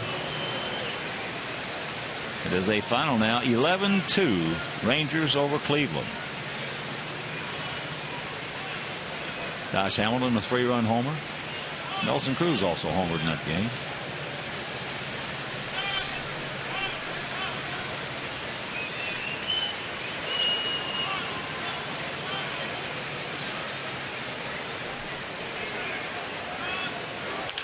Another shot into left field for a base hit. So Adam will have to pull up at third. So that'll load him up again with nobody out. Second time we've done that. Did it back in the first inning and only picked up 1. Some of the time Worth could actually go into his dive. That ball just shot by him. Merrill's been up 3 times. He's hit 3 bullets. This a low fastball. Dives it right by Danny Worth.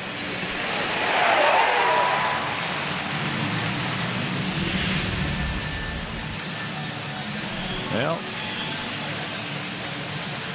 good chance Brandon Inge would have sucked that one up. As quick as his feet are. Yeah. They're going to miss him. And they don't know how long with mononucleosis he's going to be lost for. So here's one. He's been on base 3 times. And he scored twice. He was hit by a pitch. His first at bat he walked. His second and third at bats.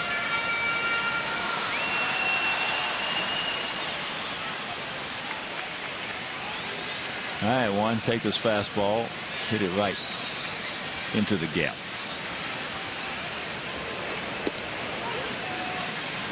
Takes it for a strike.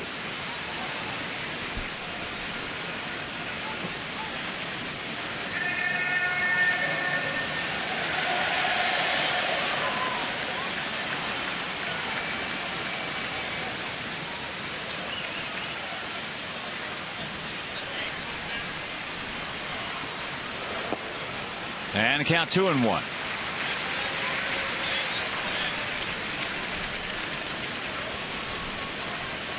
Tiger bullpen up again. The right-hander Gonzalez.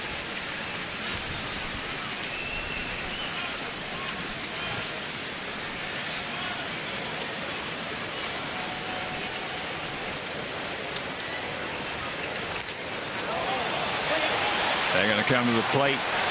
Get the force on Dunn.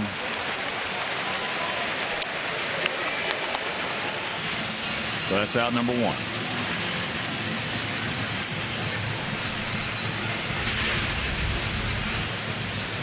This one tapped to the left side, and Worth going a few steps to his left. Good solid throw, but no chance with Juan going up the line of a double play. So now it's left up to Alexei with 1 out to get something done. He has walked, looped to short, and singled hard and scored. That was last inning. As usual in this sequence, in this scenario, first pitch is huge.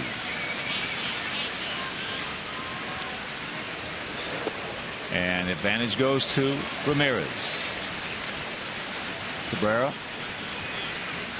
in close at first, well off the line. Worth halfway back at third.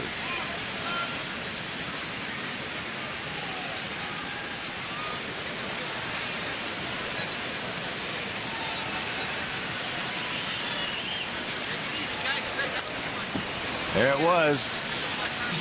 Just underneath it. And the count evens at 1.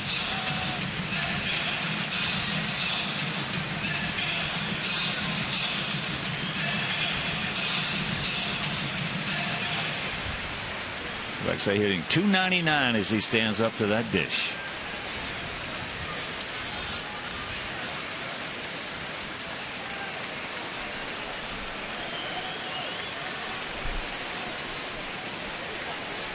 Now time is called.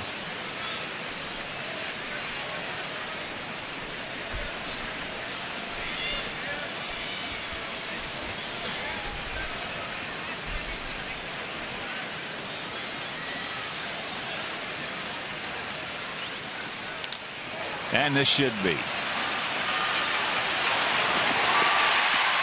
This is the second time we've had the bases loaded, nobody out, and could not score. We also have men in the second and third, nobody out and could not score. But we pick up one on the homer, and we lead it 5-3. Man.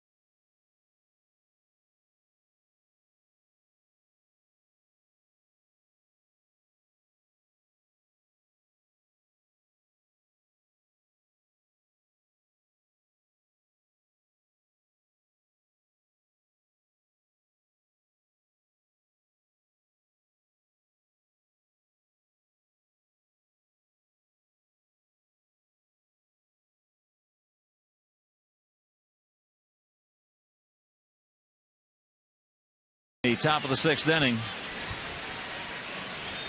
Martinez, Peralta, Rayburn will face Mark Burley.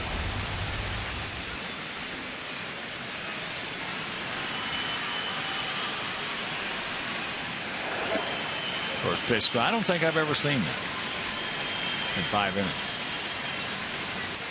I've seen it obviously in 9.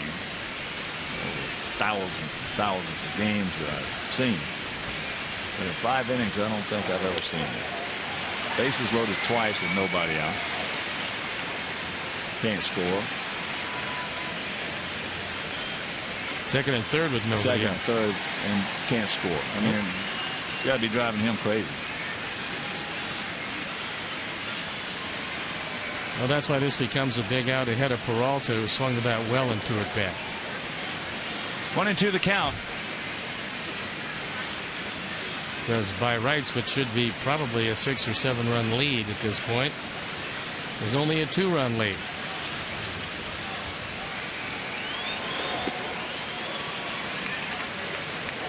And the count 2-2.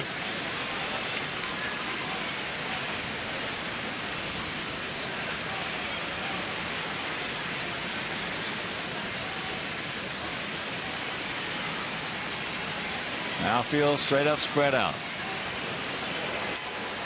That's trouble.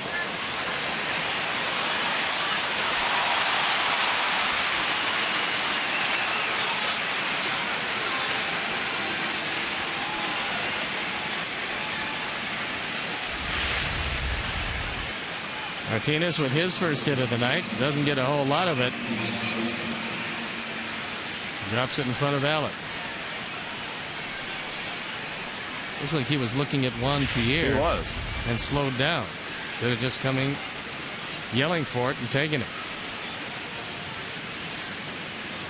So here's Peralta. He is 2 for 2.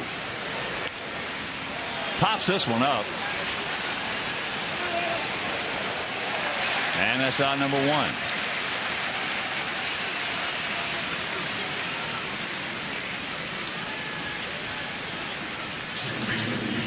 That ball by Martinez, so like both of them could have caught it.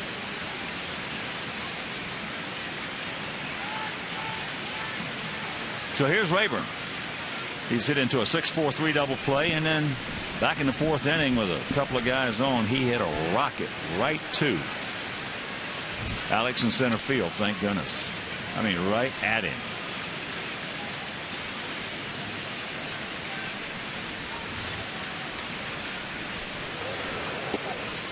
Can't get the change up.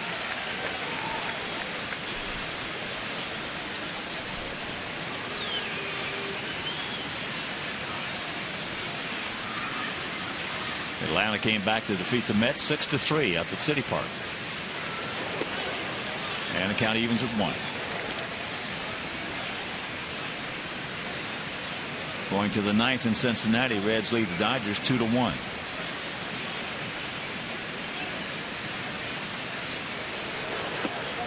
And the count 1-2. Bottom of the sixth in St. Louis, 6-1 Cardinals over the Cubs. Bottom of the seventh at Fenway, Oakland leads Boston 6-5.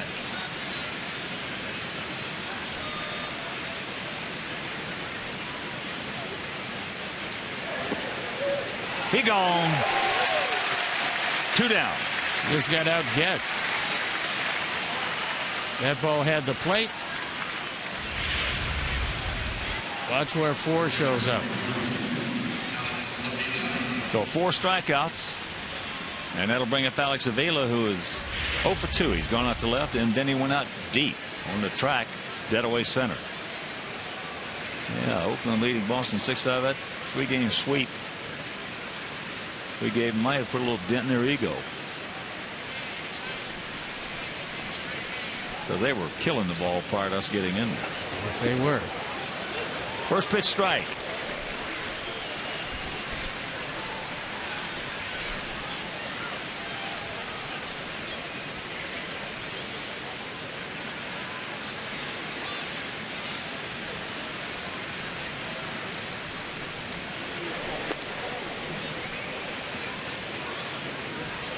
Yeah, we went in there. They had a 1-game lead. Now they are 2 back.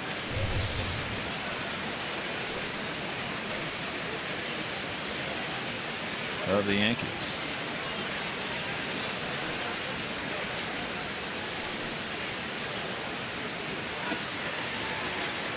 Two and one. Avila has shown us that he's got tremendous power to left center field. And as he's gotten a few more major league at-bats under his belt, he's become a lot more dangerous. He is a dangerous guy right now. In fact, he looked good against us last year when he hit .228 on the season, 7 homers and drove in 31. Low throw and they get him. Martinez started to take a nap at first base.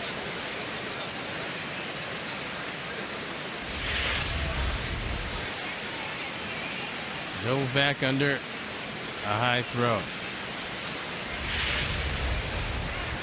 2 out.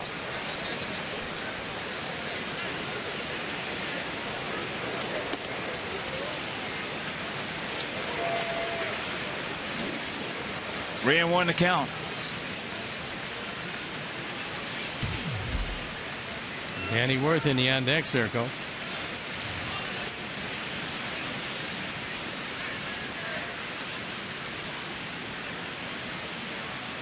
Worth started off that 3-run rally last inning.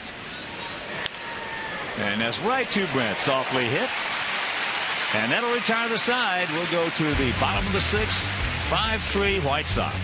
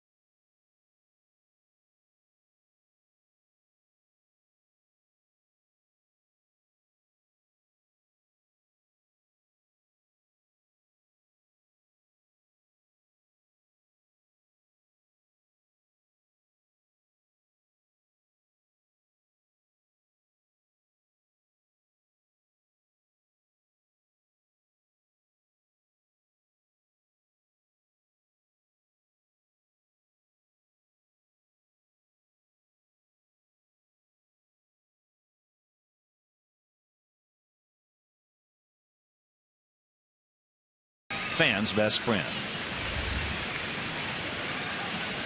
Carlos Quentin will lead it off here in the bottom of the 6th inning. Just tuning in, Sox with a gift run in the first. Added 3 more in the 4th.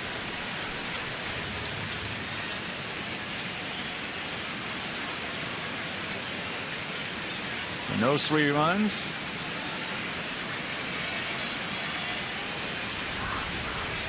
coming off the bat of Carlos Quentin.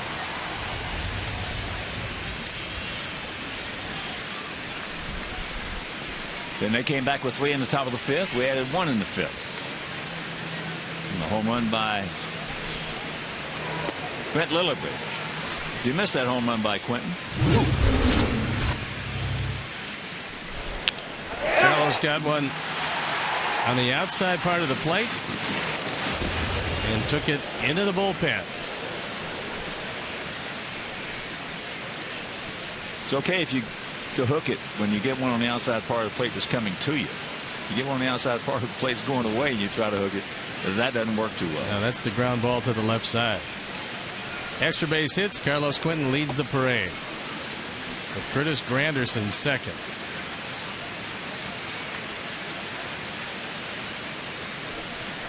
Granderson having just a huge year with the Yankees.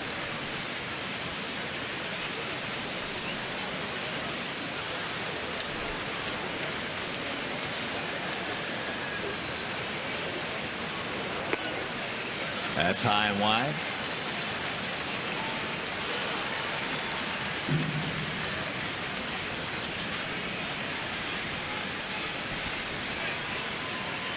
Edwin Jackson against Justin Verlander tomorrow night at 6:10.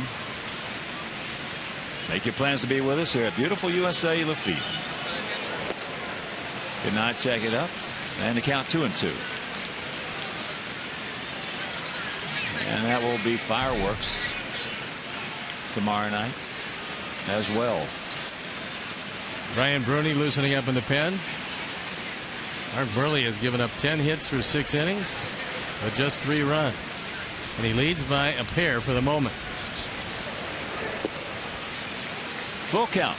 Well, Bruni gave up a couple runs the other day in Boston in his first appearance, but he was within 1 foot of getting out of that inning with nothing on 2 plays that were less than a foot.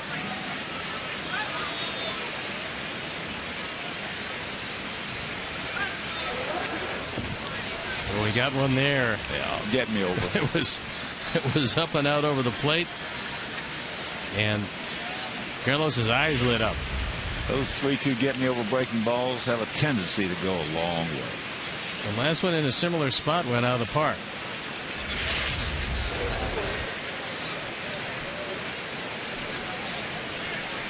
All 4 base hit. There's the leadoff walk. 3rd time Quentin has walked tonight.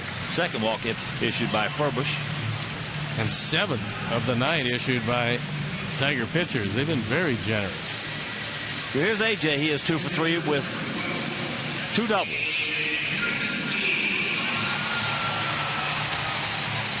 Back in the 3rd after Quentin walked, he doubled. 2nd and 3rd, nobody out, and could not score. Pop up by Rios, strikeout by Lillibridge, and a hard ground out by Adams. Just a rocket down to Cabrera.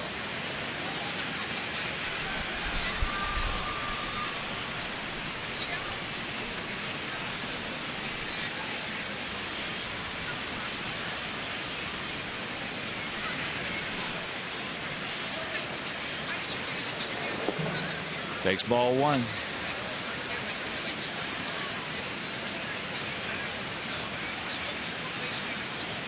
AJ got his average up to 279.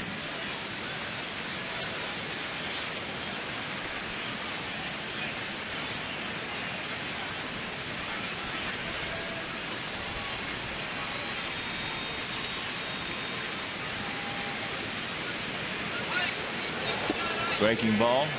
Took a little something off and grabs the strike. Tiger bullpen, it looks like Enrique Gonzalez again, as well as Percy the left-hander. David Percy.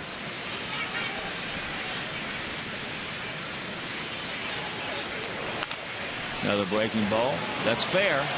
And they're going to get a pair. Well, Carlos went in hard, but he wasn't tagged by Peralta. Called out by Jim Reynolds.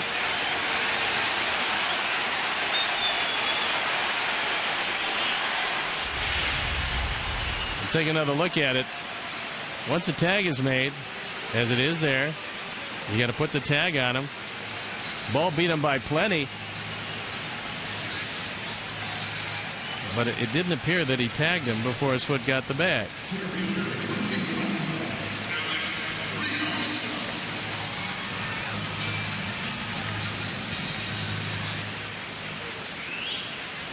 Well, there he's out because he never got to the bag. So here's Wheels.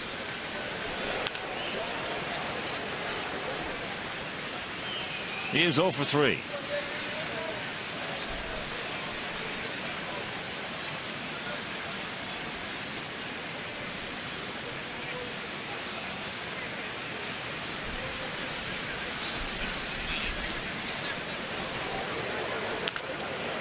He's 1 for 4. Fox will get it back in to hold it to the single.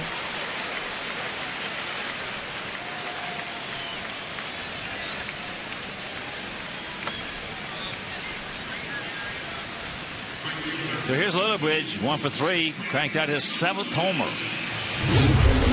This guy's got to play, I'll tell you. I mean, he just,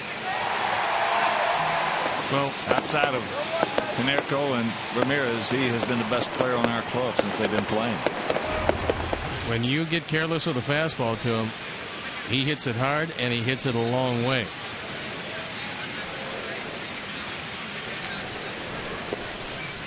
Breaking ball downstairs.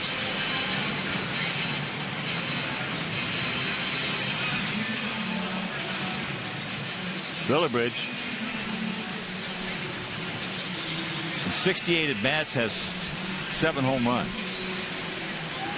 3 doubles, a triple, 5 stolen bases. Yeah, pretty amazing numbers.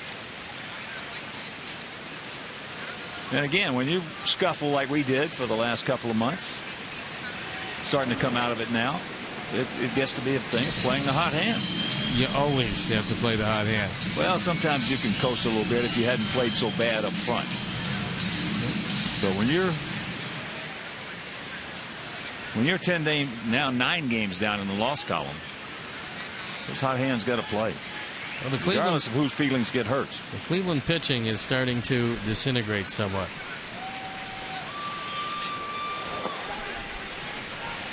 And the count 2-0. Tonight it was Masterson who got off to that great start against Ogando. Ogando finds himself 6-0 with a 2.20 ERA. When we saw him, we could understand why he would be undefeated. The hardest throwing right-handed short armor I have ever seen. 52 years in this game. Well, he's got terrific stuff. Breaking ball over in the 2-0 count. Well, when you get Paul Canerco really praising his stuff like he did after that game, that'll tell you how good he is.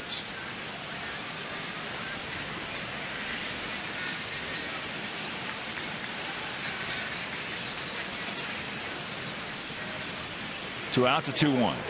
Another breaking ball, the curve for a strike.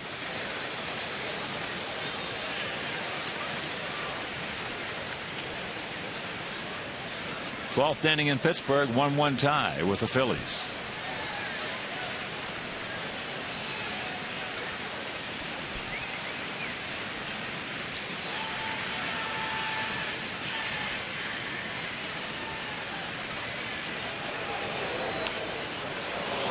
Off his leg. That a slider inside, and he smoked himself.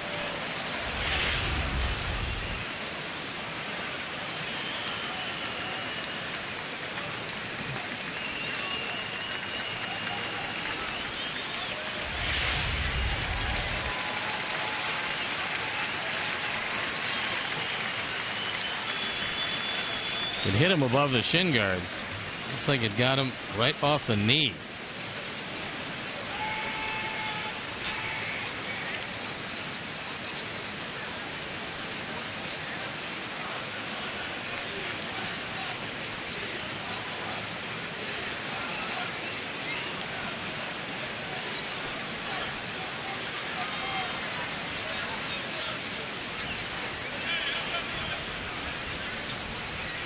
But he says he's okay.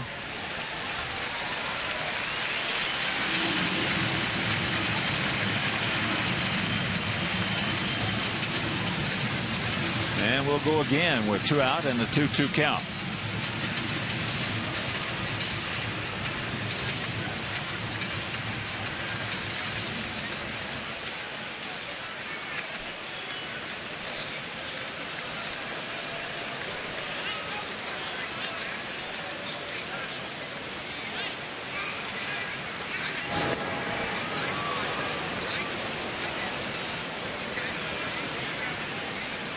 Five 10-0 for us, 3 10-0 for them. In the first of this 3-game set, first of this 10-game homestand.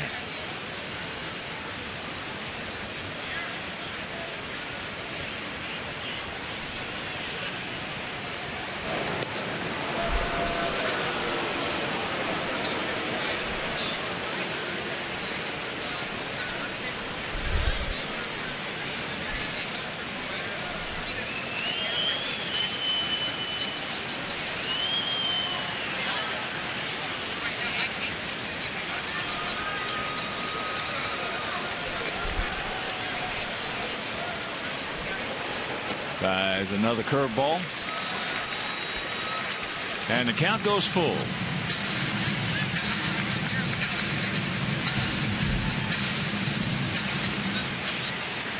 Adam Dunn on deck.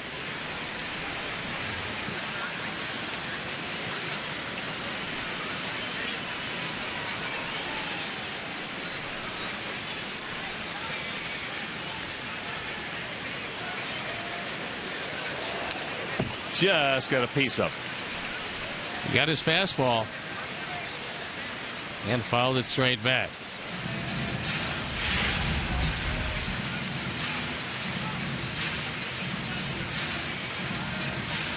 That one split the plate.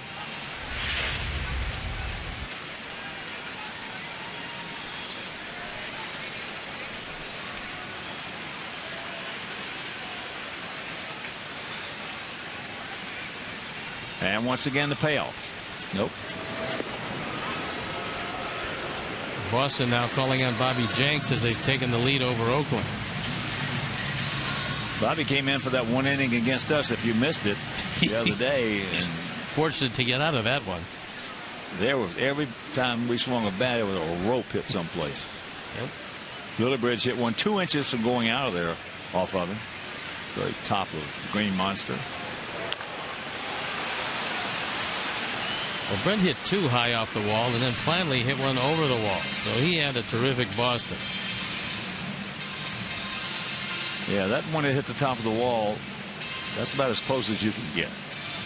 And then the next one hit about 1.5 feet from the top. And then the next one cleared it and went over everything a long way. Well, in this ballpark, or most ballparks, he would have had 3 home runs in Boston. But where the Green Monster does give you a little bit, it takes away a lot. Breaking ball, get me over. 23,095 on a beautiful evening here on Friday night with fireworks.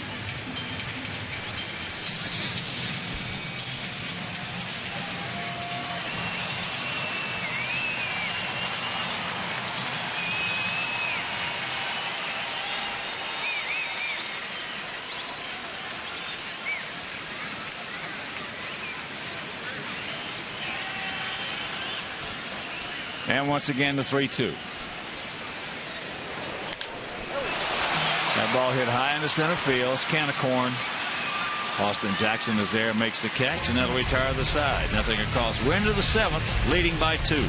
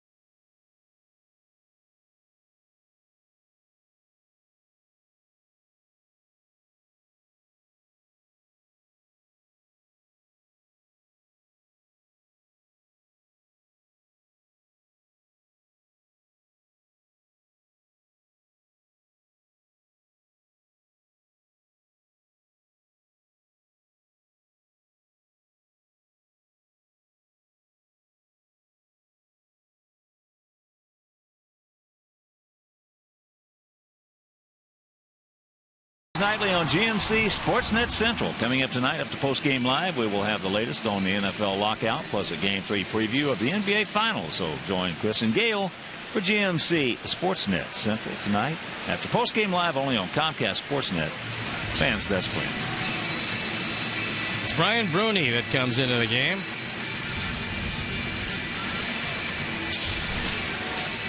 Those are the numbers at Charlotte, and they're very impressive.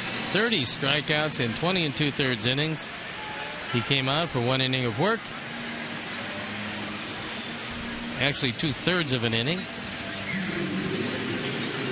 Had some control difficulties, but could have easily gotten out of the inning. So now he comes in, and Ramon Santiago is going to be the first that he's going to face. Hitting for Danny Worth, who was 1 for 2. So a 5-3 Sox lead here in Game 1 of this 3-game series.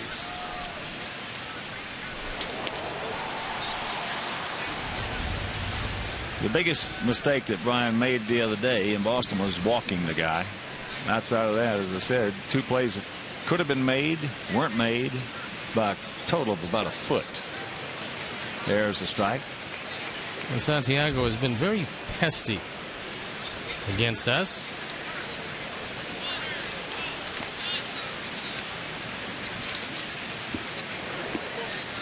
And that's just off the corner. A little better hitter and a little more power from the left side. 1 for 2 as a pinch hitter this year.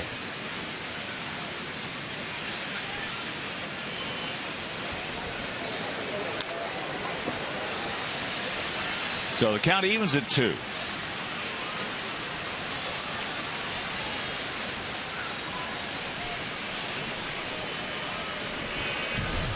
Matt Thornton loosening up.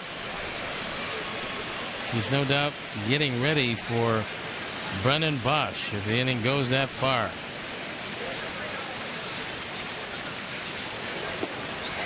He gone.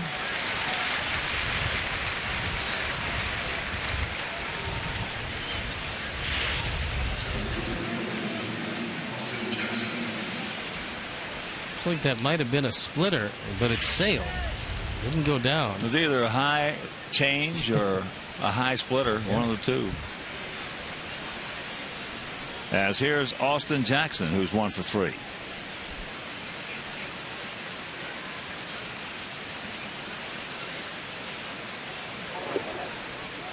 Whatever it was, if he could bottle it, he'd be okay. Very effective, because the hitter, thinking it might go down, all of a sudden sees it slide across the other way. Look at the play. Yes, another terrific play by Brent Morrell. Mercy.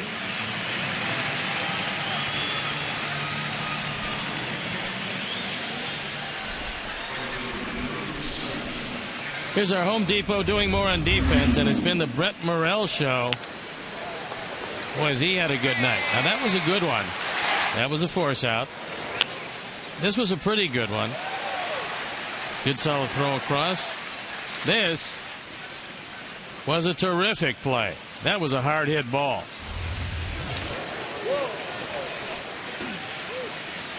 As Wells, he's 1 for 3. A 3-run homer. Got a low changeup for Mark back in the 5th inning and just hit a bullet out of here. What a big difference. Stopping that ball, keeping Jackson off base. As most likely Bosch would have come to bat this inning. And a count 0-2. And if you miss that home run.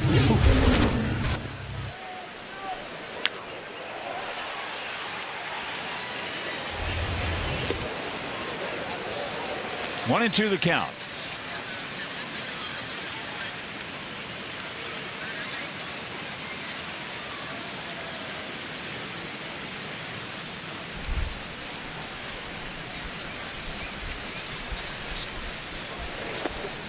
That's up high at 95. Try to heat him upstairs out of the strike zone. Wells laid off.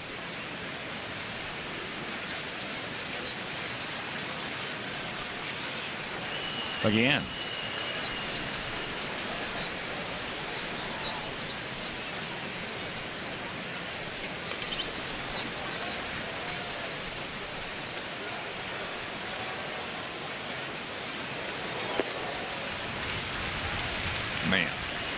Yeah, way ahead.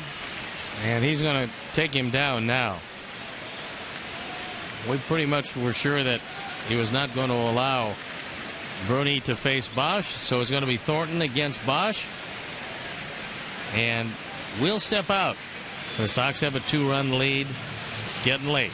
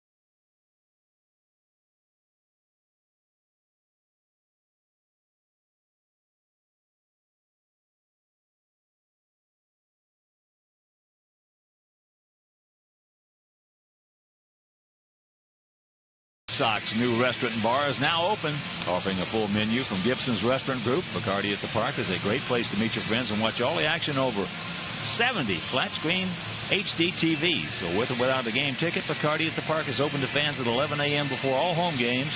So stop by, located in Gate 5 Plaza north of 35th Street, right here at U.S. Cellular Field. Verizon call to the pen is Matt Thornton. Matt has been throwing a whole lot better lately. He's 0-3, the ERA 5.60, on for the 21st time. He does have a couple of saves. But here he's asked to retire Brennan Bosch before he has to look at Miguel Cabrera, who's in the on-deck circle.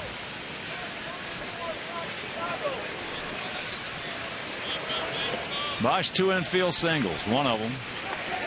Right off the end of the bat, a little squirper down the third base line. It was on the grass foul and came all the way back with the spin. No activity down in our bullpen.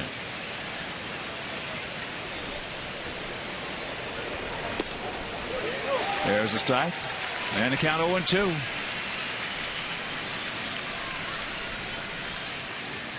Nice slider right there. Just had a little tilt on it.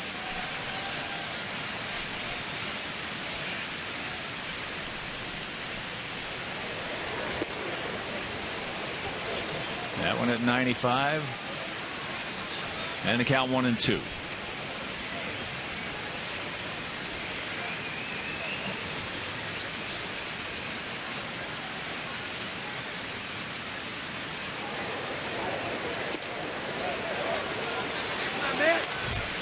Two and two.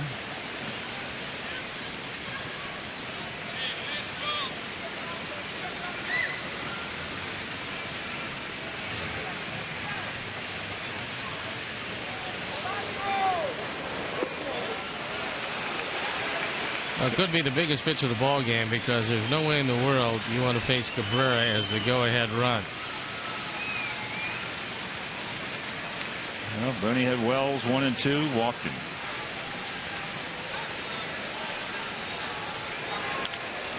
And that's out of play. Tried to get him with the slider, and he was able to battle and foul it off.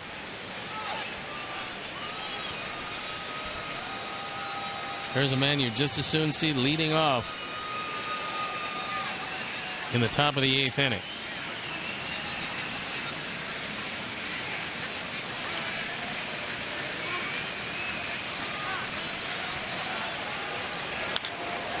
Into center field, hit hard. Alex is there, makes the catch, and that'll retire the side. So a hang Whiffle off the bat of Brennan Bosch's bullet.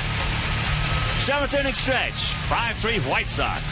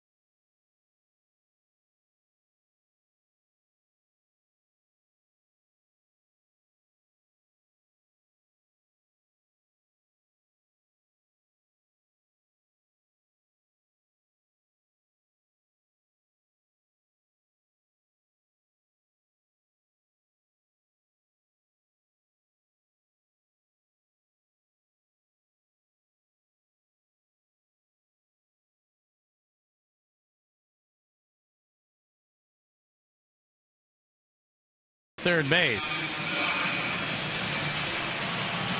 And it'll be Adam Dunn. They get a left-hander, or check that a right-hander warming up down in the pen. So Ferber's probably in to pitch to Dunn. And you got Beckham and Morrell coming up. Adams 1 for 3, had an infield single. Oh, Ferber's first hit off the left-hander this year. Goes through that one.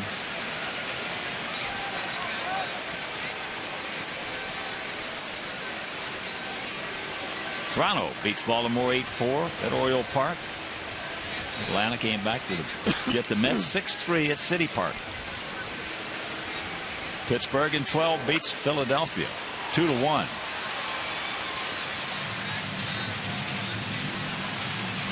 Clint Hurdle's got those Buccos playing a little bit. Well, they are getting surprising pitching. Charlie Morton's having a big year for him. Their bullpen has been solid. And taking that Philadelphia team to 12 innings and winning the game is a good trick. Breaking ball. Well, they're 27-29. Trying to break a huge streak of under 500 seasons. Well, there's a reason you go that long being under 500. Make some bad deals. Always a reason. Bad deals? In baseball, there are definitive reasons. Maybe not definitive answers, but definitive reasons. There's a curveball that hung up. Hammered, foul. So the count hangs at 2-2.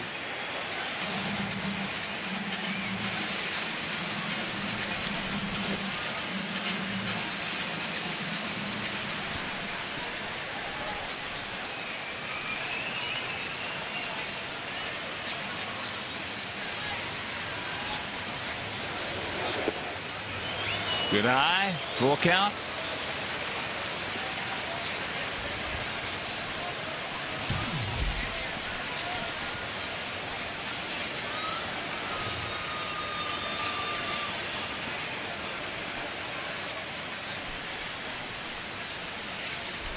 And the payoff pitch.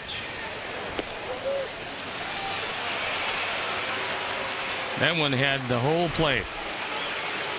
Had him probably looking for something breaking. Our Dodge pitch tracks. Take a look at where 7 shows up. So here comes Leland. He will retire Furbish from the game. So Charlie will leave, and we'll be back.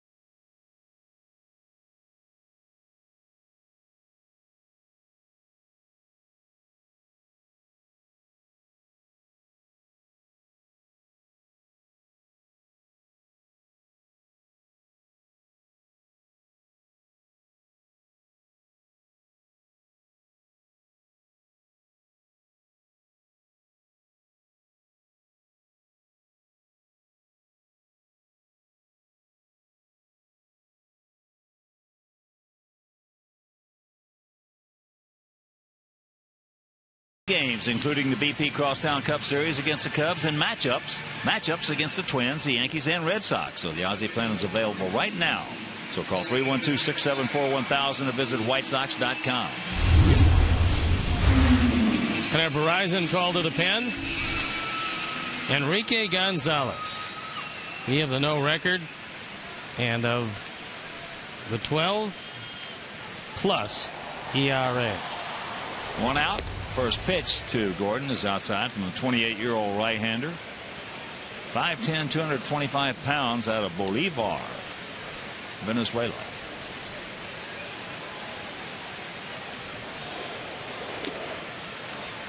(21) to count. Started off his major league career with the D-backs back in '06. They went to San Diego, Boston, and now the Tigers.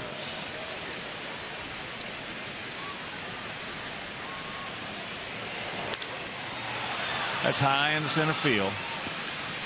Can of corn for Austin Jackson. 2 down. And that'll bring up Brent Morrell, who is 3 for 3, 3 rockets for singles.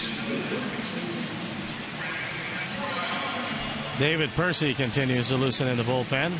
He was up once before.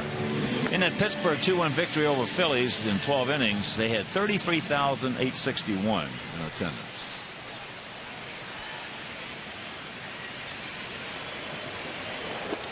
Takes the bunt, takes the ball. Pittsburghers starting to catch the fancy of the Pittsburgh fandom. Has been waiting for a reason to come out. It's a beautiful ballpark. One of the prettiest.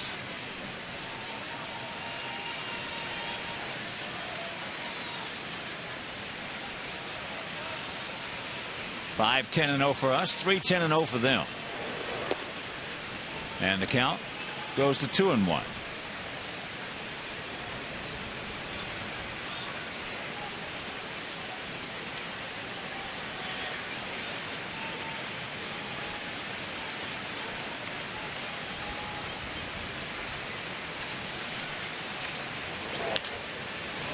Down ball right side.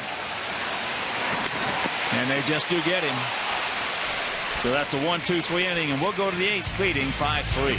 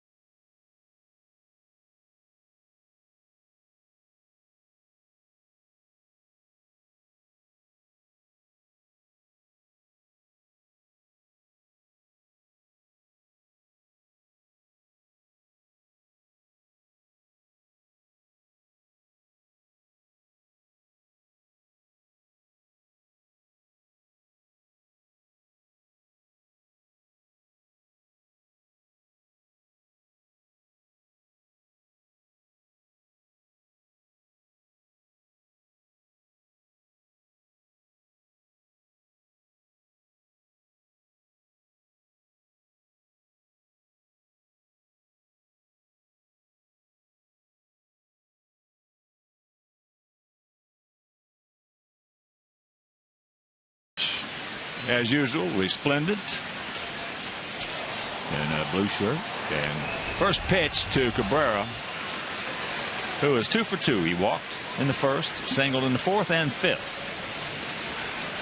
And the ball went into the dirt. He got caught stealing as AJ had to scamper about 12-15 feet, pick it up and throw him out.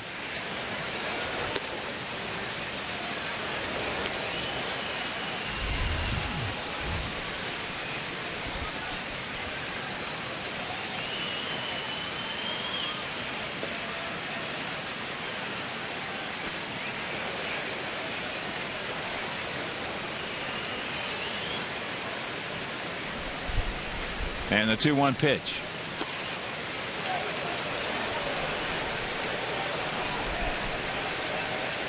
That one caught part of the plate. And Cabrera's been backing away from pitches that have caught the inside corner. He's been doing that all night. Oh, yeah. Good play by Thornton on a hard comebacker, 1 out.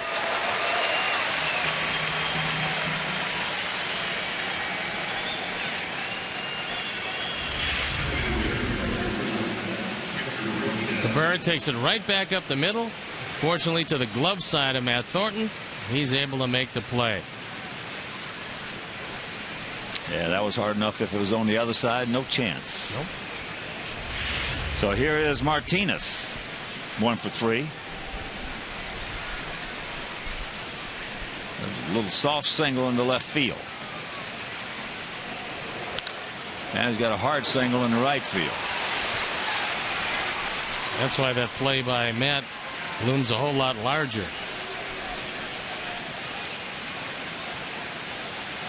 Bullpen up and going.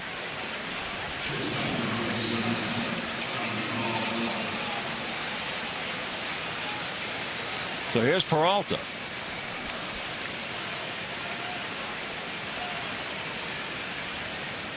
He's 2 for 3. A broken bat single, a hard single, and a foul out to Adam Dunn.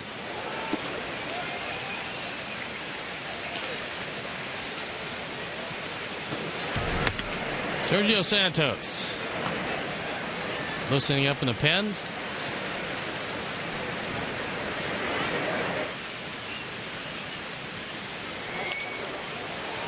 Got in on him right there to even the count at 1. Matt at least wants to get one more out at the very least. Make sure that it's no more than a 4-out save if Ozzie calls on Sergio.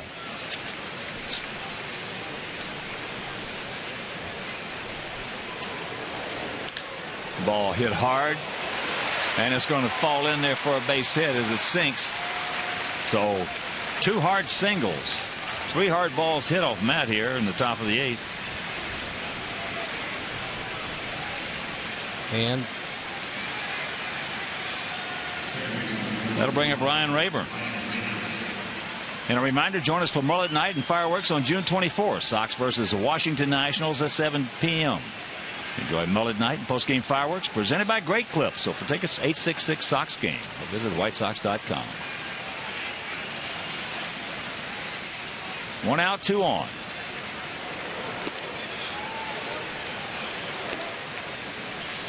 Ozzie thinking about Rayburn, but he's also thinking about Avila, who's in the on-deck circle.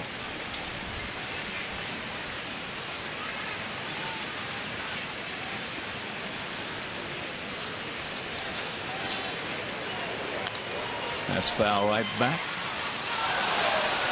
underneath us.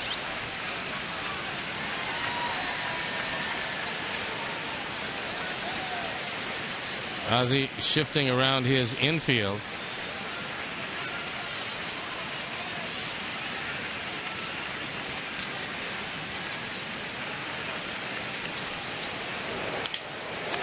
And there's a base hit. Sounded like a broken bat. Meanwhile, bases loaded.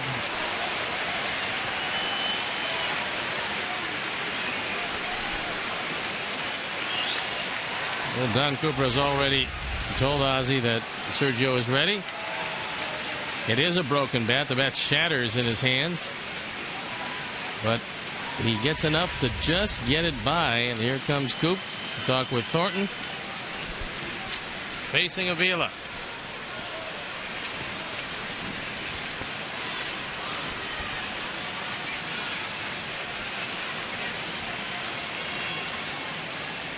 Avila tonight has gone out to left, gone out deep to center, and then hit a little soft looper to Brent Morrell at third.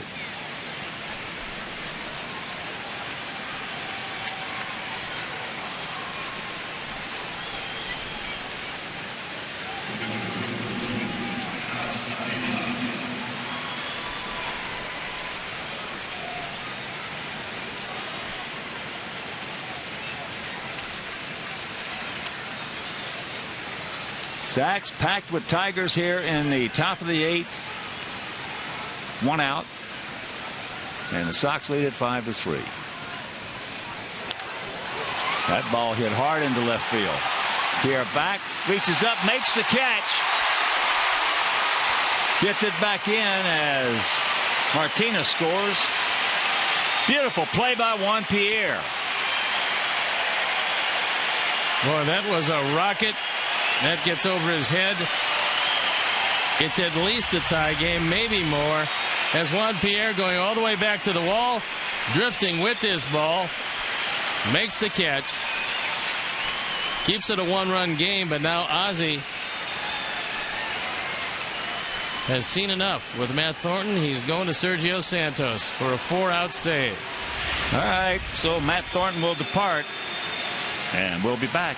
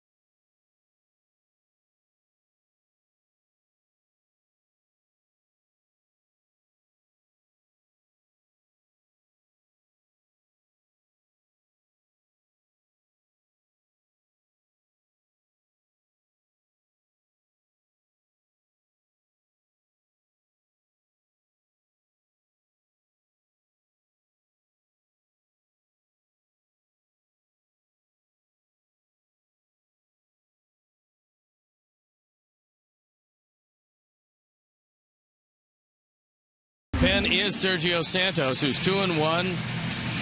Fine ERA of 1.35 on for the 22nd time. Looking for his 10th save in 11 attempts. It'll be a 4-out save if he does complete it. 26 2/3 innings, just 13 hits. He's walked 13, fanned 31. He inherits runners at first and second. And the switch hitter, Santiago, to face him. He was a strikeout victim as a pinch hitter in the 7th. 2 on, 2 out, 5-4 White Sox.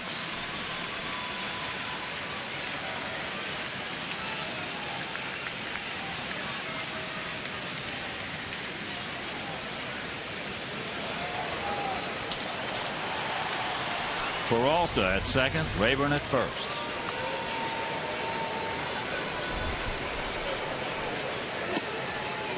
First pitch strike. Right at 95.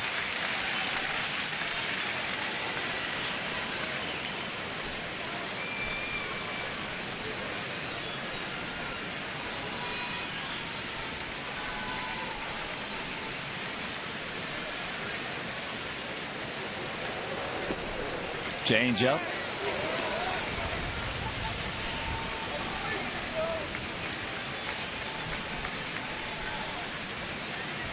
$21 to count to the veteran infield.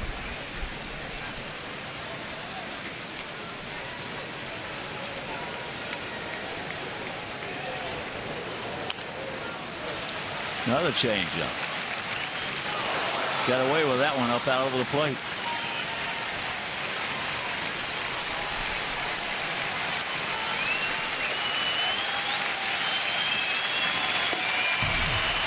Tigers have the pen up again. It's Al Albuquerque and Benoit. Both hard-throwing right-handers.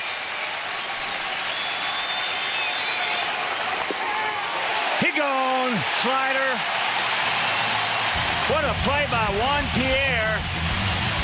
It may have saved the game. Sox lead at 5-4.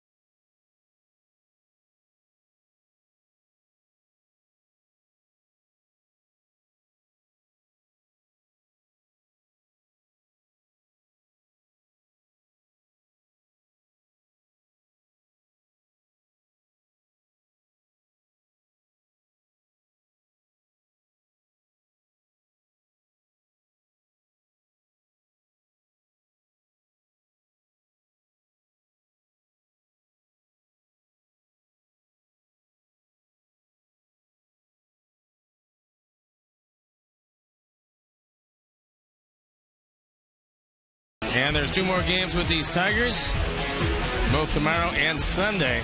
And then Seattle comes to town, and they've been playing pretty good baseball. They're here for 3. The Athletics are here for 4 games. Plenty of good seats still available. And our Falco upcoming schedule on this long and hopefully productive homestand. Juan Pierre will lead it off. He's 0 for 1. He's been on base 3 times and scored twice. Takes ball 1. Might behoove us to get 1 or 2 more points. Well, when you consider that there probably should be 10 up there, but there's only 5, it becomes a difficult save situation. As Sergio's going to have to start with the top of the order in the 9th inning. And what Steve means is that we had the bases loaded twice with nobody out, could not score. Had men on second and third, nobody out, and could not score. All that happened in the first 5 innings.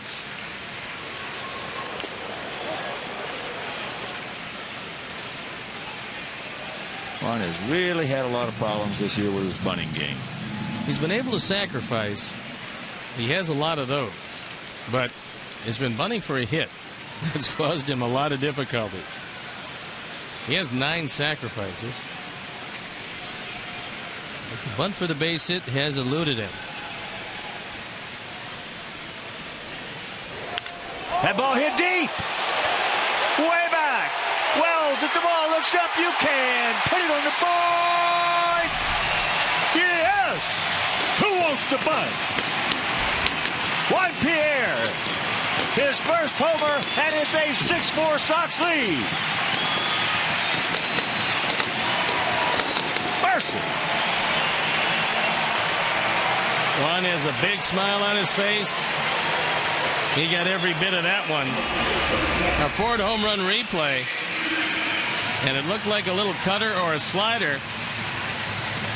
Wells goes back, looks up. Oh, the park will never hold Juan Pierre. Alexei can't get it. He's 1 for 3. Had a single and a run scored back in the 4th inning. Last home run back on August 3rd of last year.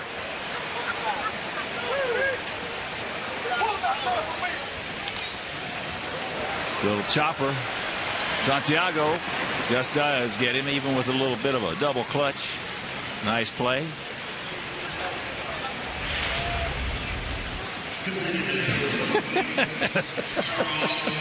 He doesn't get many of those home run trots. Might as well take advantage of it. So here's Quentin. He's walked 3 times and has 1 hit.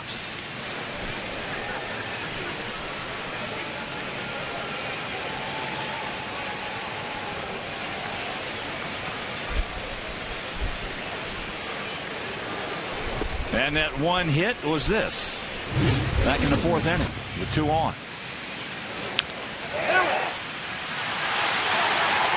Difference in the ball game right there.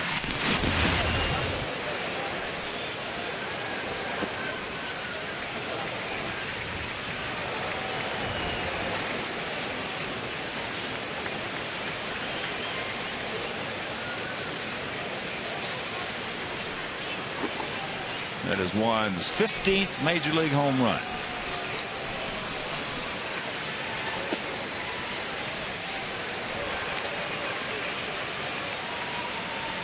Three into the count, turn him loose. What a catch he made. Mercy. That ball gets away from him. It's liable to clear the bases. Yeah, if he'll hit that ball hard, if it gets over his head, it hits off the screen, probably takes a bounce to either side, and it's likely to clear the bases.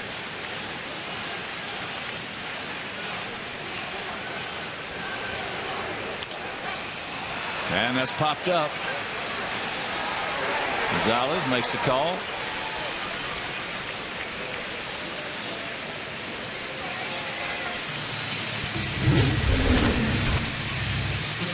Juan Pierre makes a spectacular catch with the bases loaded. And Sergio Santos comes on with a slider and freezes Santiago to get out of the inning to preserve, at the time, the 1-run lead, which has turned into a 2-run lead. And here's AJ, 2 for 4, 2 doubles. He now has 9 two-baggers on the season. It'll be the top of the order for the Tigers in the top of the 9th. Jackson, Wells, Bosch, with the 4th hitter being Cabrera. Down low. 6-11-0 for our guys, 4-13-0 for their guys.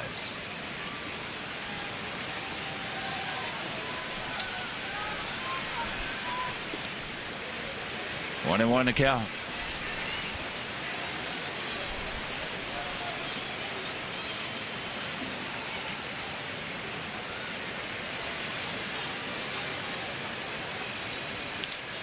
That ball lays hard into left field, but coming on as Bosch makes the catch.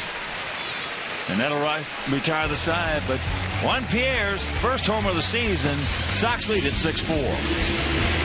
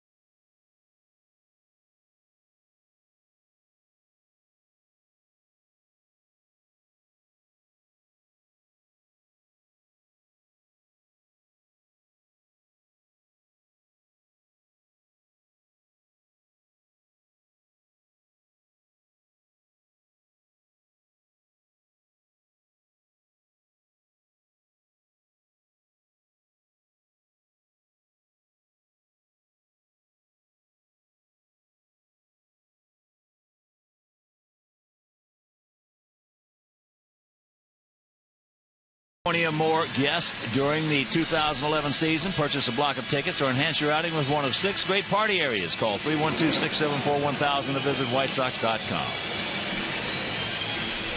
Here we go. Top of the 9th inning. 6-4, good guys. Austin Jackson to lead it off.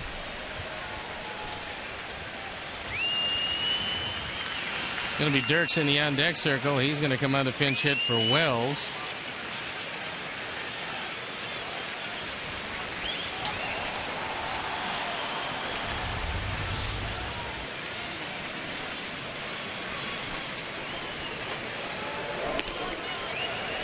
Ball 1. Jackson 1 for 4. And he was robbed of a base hit on a beautiful play by Brent Morrell.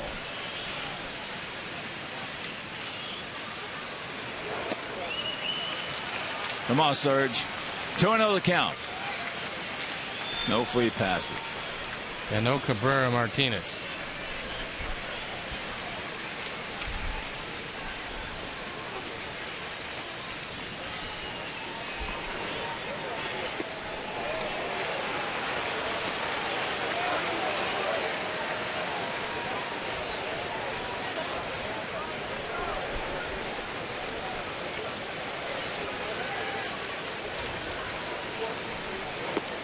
There's 1.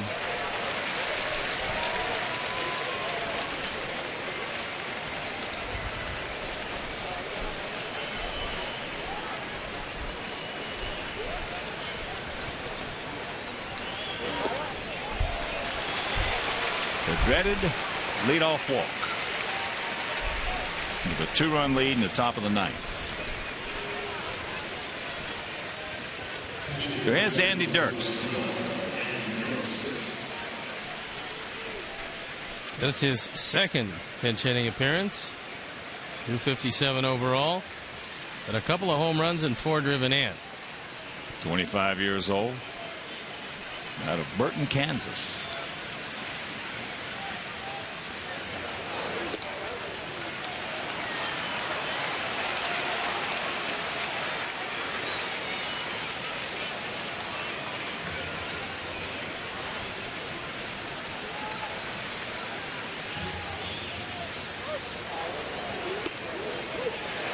And there's a strike to even the count at 1.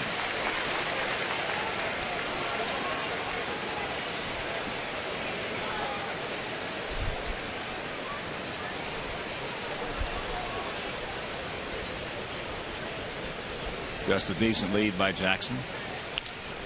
And that's popped up left side. Alexei is there, makes a catch and a big out.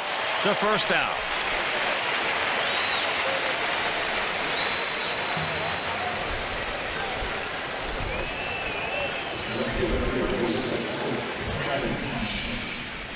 So here's Brennan Bosch. 2 for 4, 2 infield singles.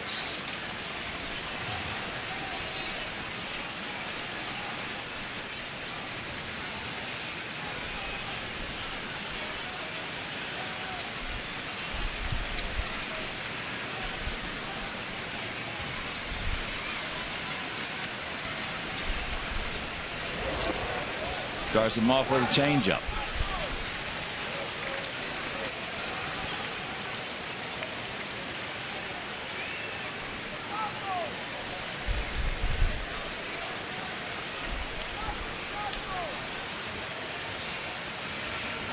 There he goes. And Alexei makes the throw to first. He's safe at second. And that's out number 2.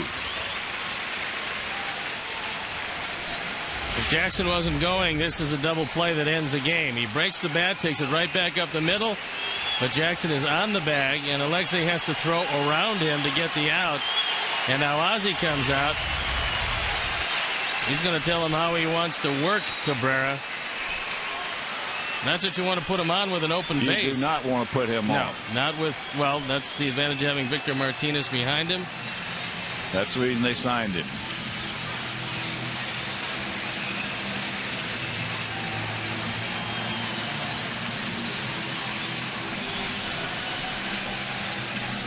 Victor Martinez might be the best protection that Cabrera has had since he's been in a Tiger uniform, and maybe the best, even though Mag's hit behind him some, but since he's been in the major leagues.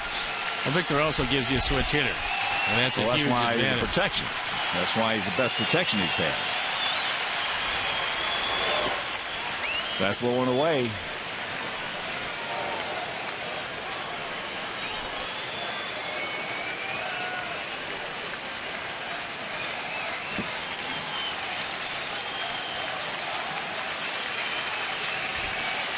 Two out. One on.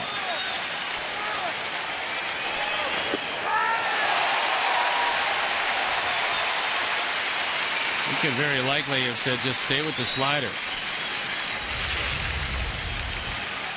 This pitch well out of the zone, but it just disappears. And Cabrera really expanded that zone.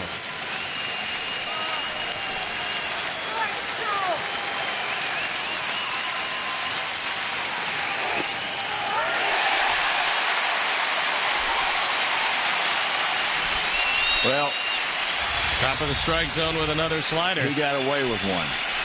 That was it was still digging. It wasn't a hanger, but it was a high one.